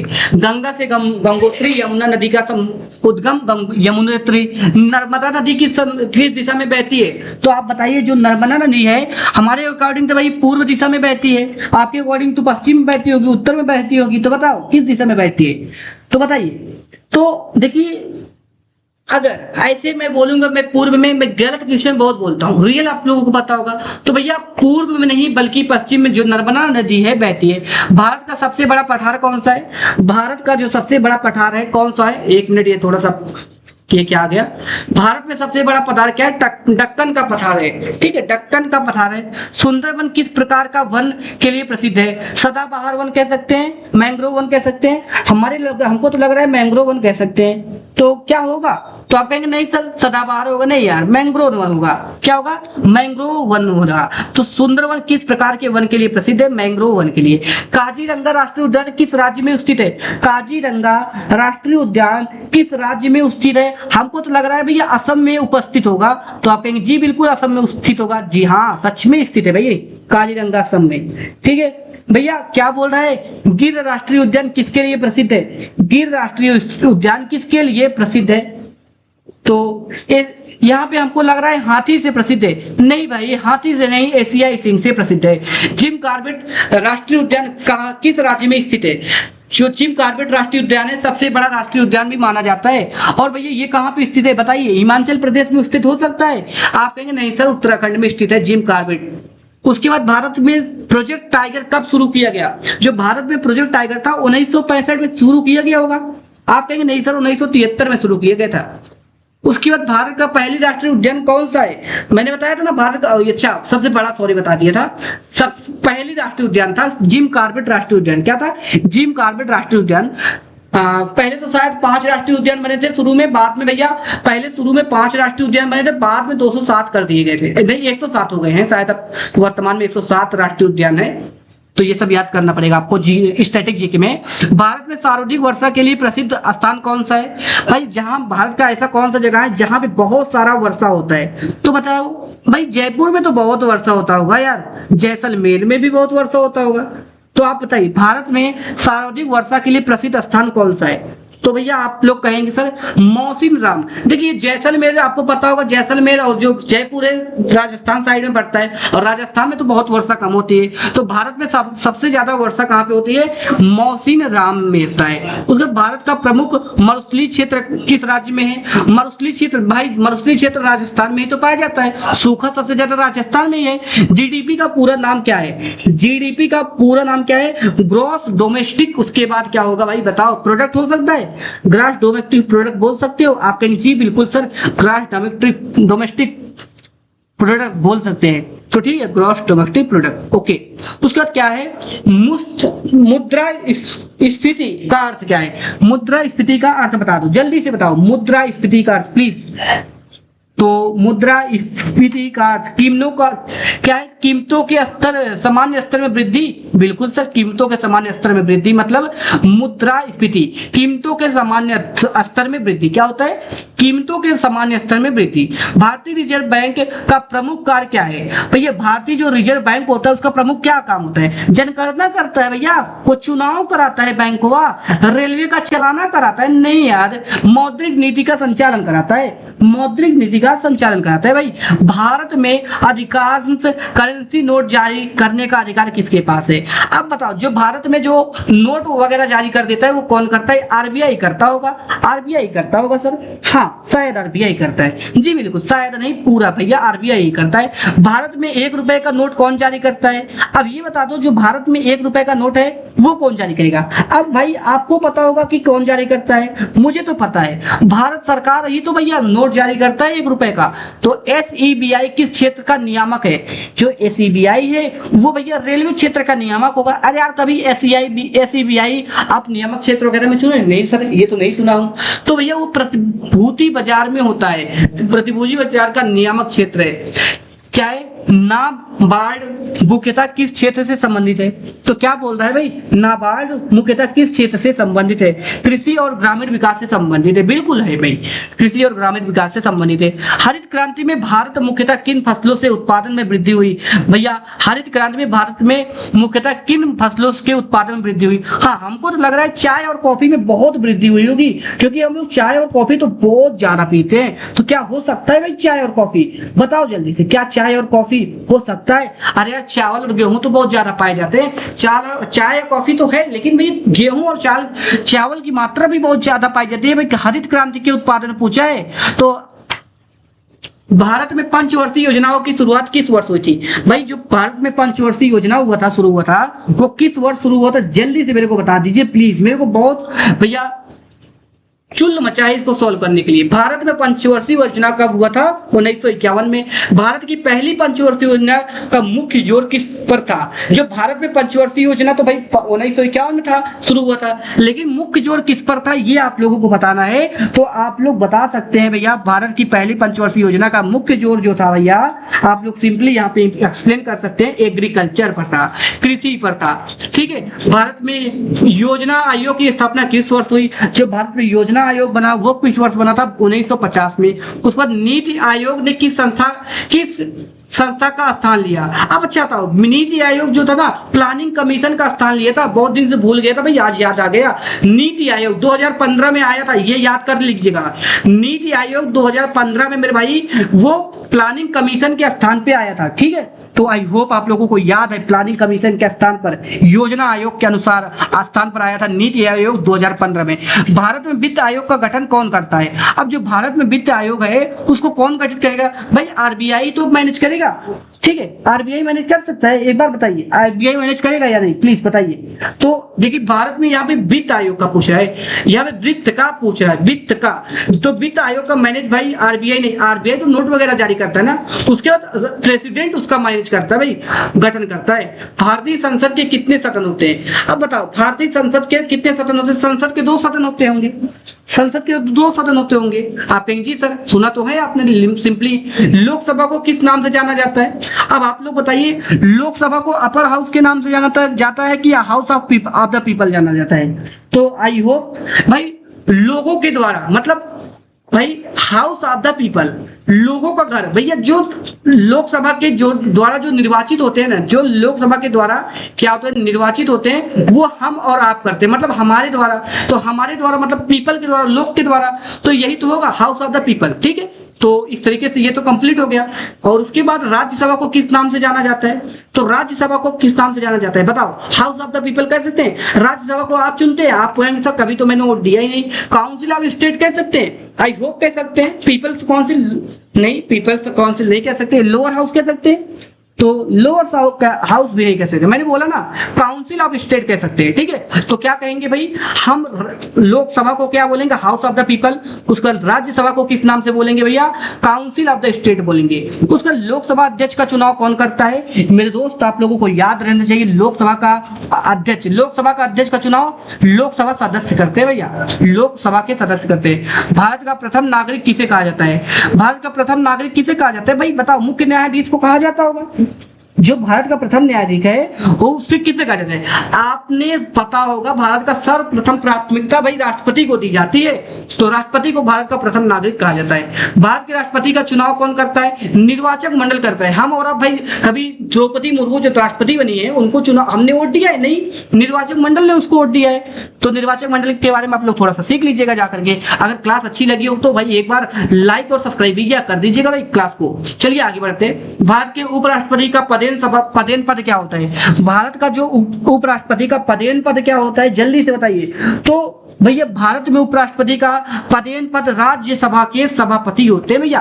भारत में उपराष्ट्रपति का पदेन पद राज्यसभा के सभापति। भारतीय संविधान में आपातकालीन प्रावधान किस देश से प्रेरित है? जो आपातकालीन प्रावधान जो लिए गए हैं मेरे दोस्त वो किस देश से आए हैं? तो आई होप आप लोगों को पता होगा जर्मनी से आए हैं भाई, जर्मनी से। जैसे आपातकालीन की स्थिति जब उत्पन्न होती है किस देश से भैया पता चला कि आपातकालीन की स्थिति में क्या करना चाहिए, कैसे करना चाहिए, ये भैया प्रावधान कहां से लिए गए हैं? जर्मनी से लिए गए हैं। भारतीय संविधान में संसदीय शासन प्रणाली किस देश से ली गई है? कह रहे हैं भारतीय संविधान में संसदीय शासन प्रणाली किस देश से ली गई है?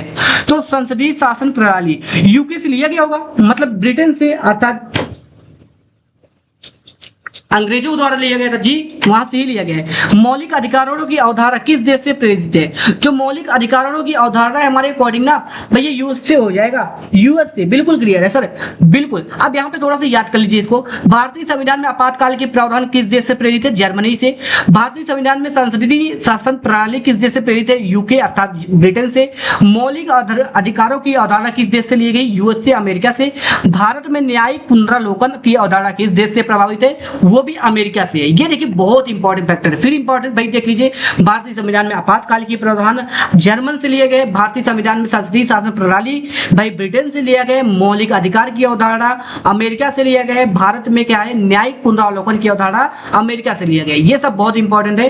राज्यसभा का सदस्य बनने का न्यूनतम आयु कितनी होनी चाहिए? तो बताइए, राज्यसभा का सदस्य बनने का न्यूनतम आयु कितना होना चाहिए? 35 वर्ष होना ही चाहिए ना। ऐसे बोलेंगे अरे बूढ़ा हो जाओ तो भैया राज्यसभा का वही पद पा जाओ, नहीं यार 30 साल होना चाहिए, ठीक है। न्यूनतम आयु भैया 30 साल को होंगे तो राज्यसभा का आप सदस्य बनने लायक हो जाएंगे। लोकसभा का सदस्य बनने की न्यूनतम आयु कितनी होनी चाहिए?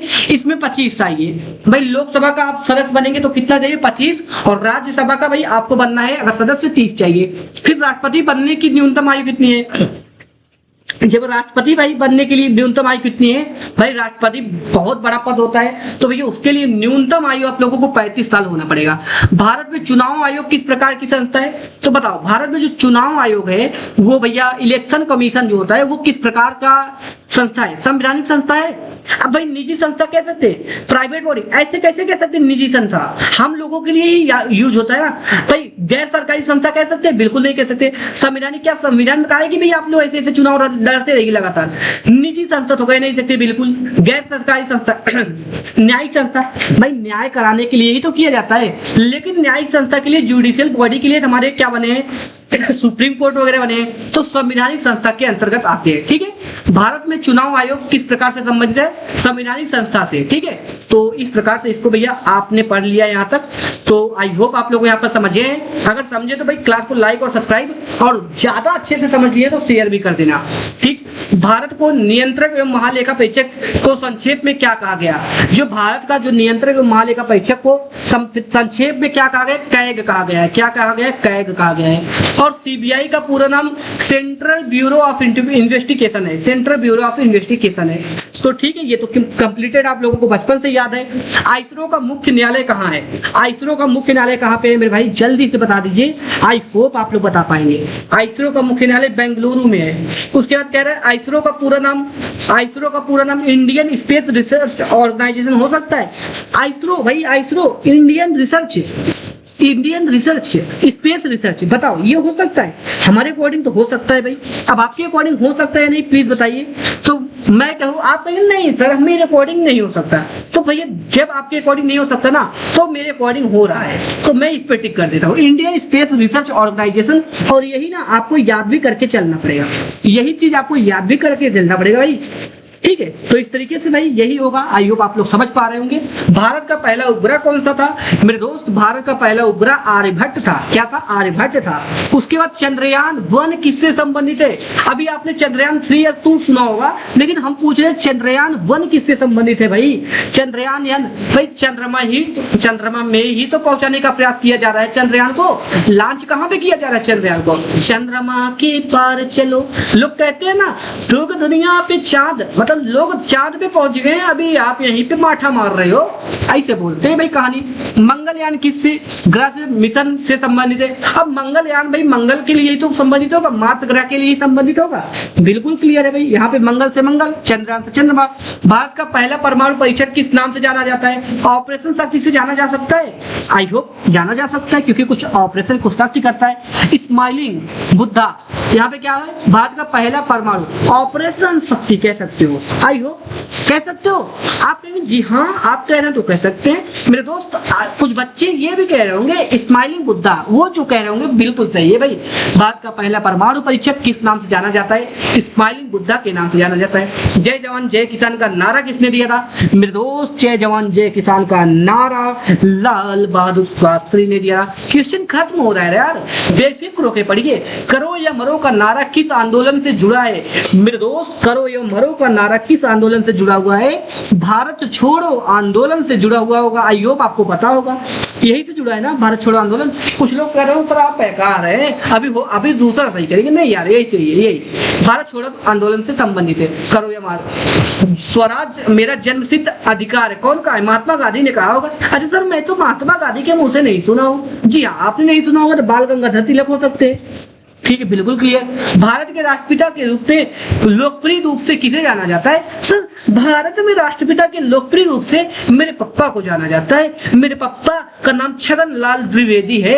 मेरे दोस्त, भारत में राष्ट्रपति के जो पिता है भैया, ऐसे अपने पिता को बदनाम न करो भैया। महात्मा गांधी जी को राष्ट्रपिता के नाम से जाना जाता है। भाई हमारे प्यारे महात्मा गांधी अर्थात हमारे राष्ट्र के पिता का ये अधिकार तो ना छीनो मेरे दोस्त। अब आप लोगों का 300 क्वेश्चन कंप्लीट कर दिया हूं मैंने। देखिए क्वेश्चन थोड़ा पेपर लेट अपलोड हो रहा है वीडियो, इसके लिए तो क्षमा चाहूंगा, बट मैं धीरे धीरे सब चीज अपलोड कर रहा हूँ, सब चीज आप लोगों को प्रोवाइड कर रहा हूँ। तो 300 क्वेश्चन यार कंप्लीट हो गया है, तो इस पर ताली तो बनती है भाई। तो एक बार आप लोग ताली बजाइएगा जरूर। और आपको अगर क्लास अच्छी लगी होगी तो भाई क्लास को कर दीजिएगा पूर का मतलब भाई लाइक होता है, एल होता है, LIK ही होता है, ठीक है। उस पर एक सब्सक्राइब होता है, उस पर एक शेयर होता है भाई। लाइक सब्सक्राइब शेयर दबा के करिएगा, ठक ठक ठक, ठीक है। जो ऐसे कई लोग देखोगे ना ऐसे बोलते हैं, तो मैं नहीं बोलता, मैं भी बोल दिया हूँ आज फिर। तो लाइक सब्सक्राइब आप लोग जरूर कीजिएगा भाई, दोस्तों के पास शेयर करना ना भूलिएगा। यद्यपि अगर आप देखिए मैं जबरन नहीं कह रहा हूँ कि आप लोग जबरी कीजिए भाई, ना ना ना ना ना, ऐसा नहीं करना भाई। मेरे को ना आप लोगों का प्यार और योगदान चाहिए मेरे भाई। तो प्लीज प्लीज प्लीज कंप्लीटली आप लोग प्रयास करिए पढ़ने का और लाइफ में आगे बढ़िए। आप लोग चीजों को पढ़ते होंगे, मुझे विश्वास है, बट लगातार पढ़िए यार, थोड़ा सा इंप्रूवमेंट कीजिए, सीखिए चीजों के प्रति उत्साहित रहिए, ठीक है। तो चलिए आज के लिए इतना ही काफी है। तो कुछ बच्चे अभी पीडीएफ की बात कर रहे होंगे, मुझे पता है बहुत बच्चे पीडीएफ के बारे में सोच रहे होंगे, तो पहले पीडीएफ की बात कर लेते हैं फिर से। तो देखिए जितने बच्चों को पीडीएफ चाहिए उन बच्चों को पैसा बिल्कुल नहीं देना पड़ेगा भाई, पैसा बिल्कुल नहीं देना पड़ेगा। रेस कितना है भाई? रेस आप लोगों के लिए 0 रुपए हम अप्लाई कर दिए। तो आप लोगों को 0 रुपए पर 300 क्वेश्चंस, क्या भाई लगभग 1000 क्वेश्चंस आपको प्लेलिस्ट में वहां पे जिस जगह पे मैं भेजना चाहूंगा वहां पे मिलेंगे। तो कहां पे मिलेगा ये पीडीएफ? सर पीडीएफ बहुत इंपॉर्टेंट सर, बहुत मजेदार पीडीएफ है। ये पीडीएफ मिलेगा कहां? अगर पीडीएफ चाहिए तो भैया मेरे वीडियोस के आपको कहां जाना है? डिस्क्रिप्शन आपने सुना होगा, तो उस डिस्क्रिप्शन पे क्लिक कर देना है। जैसे ही डिस्क्रिप्शन पे क्लिक करेंगे आपको एक लिंक दिखाई देगा। क्या दिखाई देगा? एक लिंक दिखाई देगा, और उस लिंक पे क्या कर देंगे भाई? उस लिंक पे आप क्लिक कर दीजिएगा, और क्लिक करते ही आपको टेलीग्राम लिंक खुलेगा। टेलीग्राम लिंक करेगा, उसको ज्वाइन कीजिएगा। टेलीग्राम लिंक को क्या करेंगे? ज्वाइन करेंगे, और जैसे ही ज्वाइन करेंगे आप पहुंच जाएंगे मेरे NRK कोचिंग क्लासेस नाम के टेलीग्राम लिंक चैनल पर। वहां पर आप लोगों को क्या कर देना है? NRK कोचिंग क्लासेस नाम के टेलीग्राम लिंक चैनल पर पहुंचेंगे, वहां पे आप लोगों को बहुत सारे पीडीएफ मिलेंगे। ज्वाइन करके वहां पे बेहतरीन तरीके से पढ़िएगा, और अगर आप लोगों को वहां पे भी अच्छा लगे तो भैया एक बार सर बहुत अच्छा पीडीएफ है ऐसा जरूर लिख दीजिएगा। लेकिन कमेंट बताइएगा कैसी लगी मेरी क्लास। अब कुछ बच्चे कह रहे होंगे सर ये जो गोंच गांच आपने किया है, क्या उन पीडीएफ में भी ऐसा गोंचा गाची मिलेगा? नहीं, सिंपल साफ सुथरा व्यवस्थित पीडीएफ मिलेगा। आप कहेंगे जब यहाँ पे सर गोंचा गाची क्वेश्चन ऑप्शंस भी टिक नहीं लगा रहेगा, हम कहेंगे नहीं बिल्कुल नहीं लगा रहेगा, तो आप तो तुरंत रट लेंगे, आप अपनी एबिलिटी की जांच नहीं कर पाएंगे। मैं चाहता हूं कि आप अपनी एबिलिटी की जांच करें। तो आप कहेंगे सर यहाँ पे ऑप्शन कैसे दिखेंगे? ऑप्शन देखिए, चिंता मत करो, सब कुछ आप लोगों के पास है, आपका भाई आपके लिए सब कुछ लाया हुआ है, काहे घबरा रहे हो भाई? देखिए यहाँ पे देखिए ये क्या है भाई? ये तो ऑप्शन ही तो लग रहे होंगे। तो ये पहले दूसरे, मैंने सबसे नीचे, पहले आप लोग एक बार अपने से प्रयास कीजिएगा, ना समझ में आए तो नीचे आकर के भाई ऑप्शंस मैच कराइएगा। यहाँ पे देखिए सब ऑप्शंस दिए हुए हैं, सब ऑप्शंस मैंने क्या कर रखा है? दे रखा है। तो प्लीज आप लोग ध्यान से पढ़िएगा, बहुत प्रेम पूर्वक आप लोगों के लिए बनाया हूँ, बहुत मेहनत से बनता है भाई। देखिए सारे ऑप्शन 1 बाय 1 ऑप्शन दे रखा हूँ, देख रहे हैं ना कितना प्यारा सा ऑप्शन बना रखा हूँ। तो प्लीज थोड़ा सा क्लास को सपोर्ट कीजिएगा भाई, बहुत मजा आता है क्लास को जब आप लोग सपोर्ट करते हैं, प्यार देते हैं, योगदान देते हैं। 300 हो गया। अब उसके बाद लास्ट में ये थोड़ा सा मेरा सा मोह पाया हुआ चेहरा देख लीजिएगा, आप लोग मेरा सा दर्शन कर लीजिएगा भाई, आप लोग सफल हो जाएंगे। और फिर दोस्तों अगर मेरी क्लास आपको अच्छी लगी होगी, प्लीज एक बार कहना चाहता हूँ कि क्लास को लाइक और सब्सक्राइब कीजिएगा, क्योंकि देखिए आपके लिए मैं रात और दिन एक करके आता हूँ मेरे भाई। तो प्लीज मेरे क्लास को थोड़ा सा सपोर्ट करो, अपने भाई को सपोर्ट करो, क्योंकि देखिए ग्रुप डी 2026 में साइंस में जीके और जीएस का बेस्ट एमसीक्यू क्वेश्चन हम 300 क्वेश्चन आप लोगों को लगातार प्रोवाइड कर कर रखे हैं और 2 घंटे के अंतर्गत अर्थात लगभग मान के चलो 2 घंटे में ही प्रोवाइड किया है, लेकिन 300 क्वेश्चन मेरे दोस्तों बहुत वैल्यू होती है भाई, 300 क्वेश्चन की वैल्यू होती है। तो इस 300 क्वेश्चन की वैल्यू को भाई जाया मत जाने दो, इस बेचारे को जो इस मुंह खड़ा हुआ है इस हमारे एफर्ट को मेरे भाई बर्बाद न जाने दो। मेरे दोस्तों आप लोगों के लिए देखिए इतना मेहनत से मैं इतना सारा क्वेश्चन लाया हूँ। अच्छा एक बात बताओ, आप लोगों को लगता है कि नहीं, एक बात मेरे को आप लोग बताइए कि आपकी क्या आप लोगों को लगता है कि मैं आप लोगों के लिए मेहनत कर रहा हूं या नहीं? तो आप कहेंगे सर मुझे तो लगता है, कुछ स्टूडेंट कहेंगे मुझे नहीं लगता है, आप अपने फायदे के लिए कर रहे हैं। जी हाँ बिल्कुल, मैं अपने फायदे के लिए भी कर रहा हूँ, बट आपके लिए भी कर रहा हूँ। और आप लोगों का एक पूर्ण रूप से समर्थन होना चाहिए, मेरे क्लास को सपोर्ट करे भाई, मेरे क्लास को बढ़ावा दे, जिससे कि आप लोगों को चीजें बेहतरीन तरीके से मिले, मैं बेहतरीन तरीके से चीजें पढ़ा पाऊं। देखिए आरआरबी ग्रुप डी 2026 का साइंस में जीके और जीएस का क्वेश्चन और बेस्ट एमसीक्यू क्वेश्चन है भाई, और सच में बेस्ट है। मैंने बेस्ट इसलिए नहीं लिखा है कि बेस्ट ही होगा, बहुत ज्यादा बेस्ट है मेरे भाई। और 300 क्वेश्चन तक वैल्यू होती है भाई, और अगर आप 300 क्वेश्चन पढ़ के जाते हैं तो रियल बता रहे हैं वहां पे आप लोग भाई 50 क्वेश्चन यहाँ से आएंगे। 50 क्वेश्चन की कीमत होती है, 50 क्वेश्चन अगर आप लोग यहीं से अच्छे से कर लेते हैं, मैं 50 क्वेश्चन का दावा नहीं करता कि 50 क्वेश्चन मैच ही कर जाएंगे, मैं ये दावा करता हूं कि भाई 35 प्लस 40 क्वेश्चन आप लोगों का मैच कर जाएंगे। तो मेरे दोस्तों 40 क्वेश्चन का क्यों मत होता है भाई, अगर आप लोग 40 क्वेश्चन इधर कर ले जाते हैं और चल प्लस भाई मान के चलो 50 क्वेश्चन उधर कर ले जाते हैं, ये 50 नहीं 45 क्वेश्चन उधर कर ले जाते हैं, तो 40 45 कितना होगा यार, 40 45 आप 85 होगा, और 85 पे आप लोगों को कोई पीछे नहीं कर पाएगा भाई। 85 पे आपका सिलेक्शन हो जाएगा, चाहे आप जनरल कैटेगरी से हो, चाहे आप ओबीसी या एसटी एससी कैटेगरी से हो। तो प्लीज मेरे दोस्तों मेरे एफर्ट को जाया ना जाने दें, और मेरे क्लास को सपोर्ट करें प्रेम पूर्वक, और मेरे क्लास को लगातार लाइफ में आगे बढ़ाने का प्रयास करें। तो चलिए आज की क्लास को यहीं पे एंड करता हूं, मिलता हूं एक नेक्स्ट क्लास में, एक नेक्स्ट अंदाज में, और आई होप आप लोगों को मेरी क्लास अच्छी लगी होगी और बेहतरीन तरीके से आप लोगों ने चीजों को समझा भी होगा, चीजों में इंप्रूवमेंट भी किया होगा। तो बताइएगा जरूर से जरूर आप लोगों को मेरा क्लास कैसा लगा। तो चलिए धन्यवाद, फिर मिलेंगे, अलविदा, राधे राधे, और जय हिंद जय भारत, राधे राधे।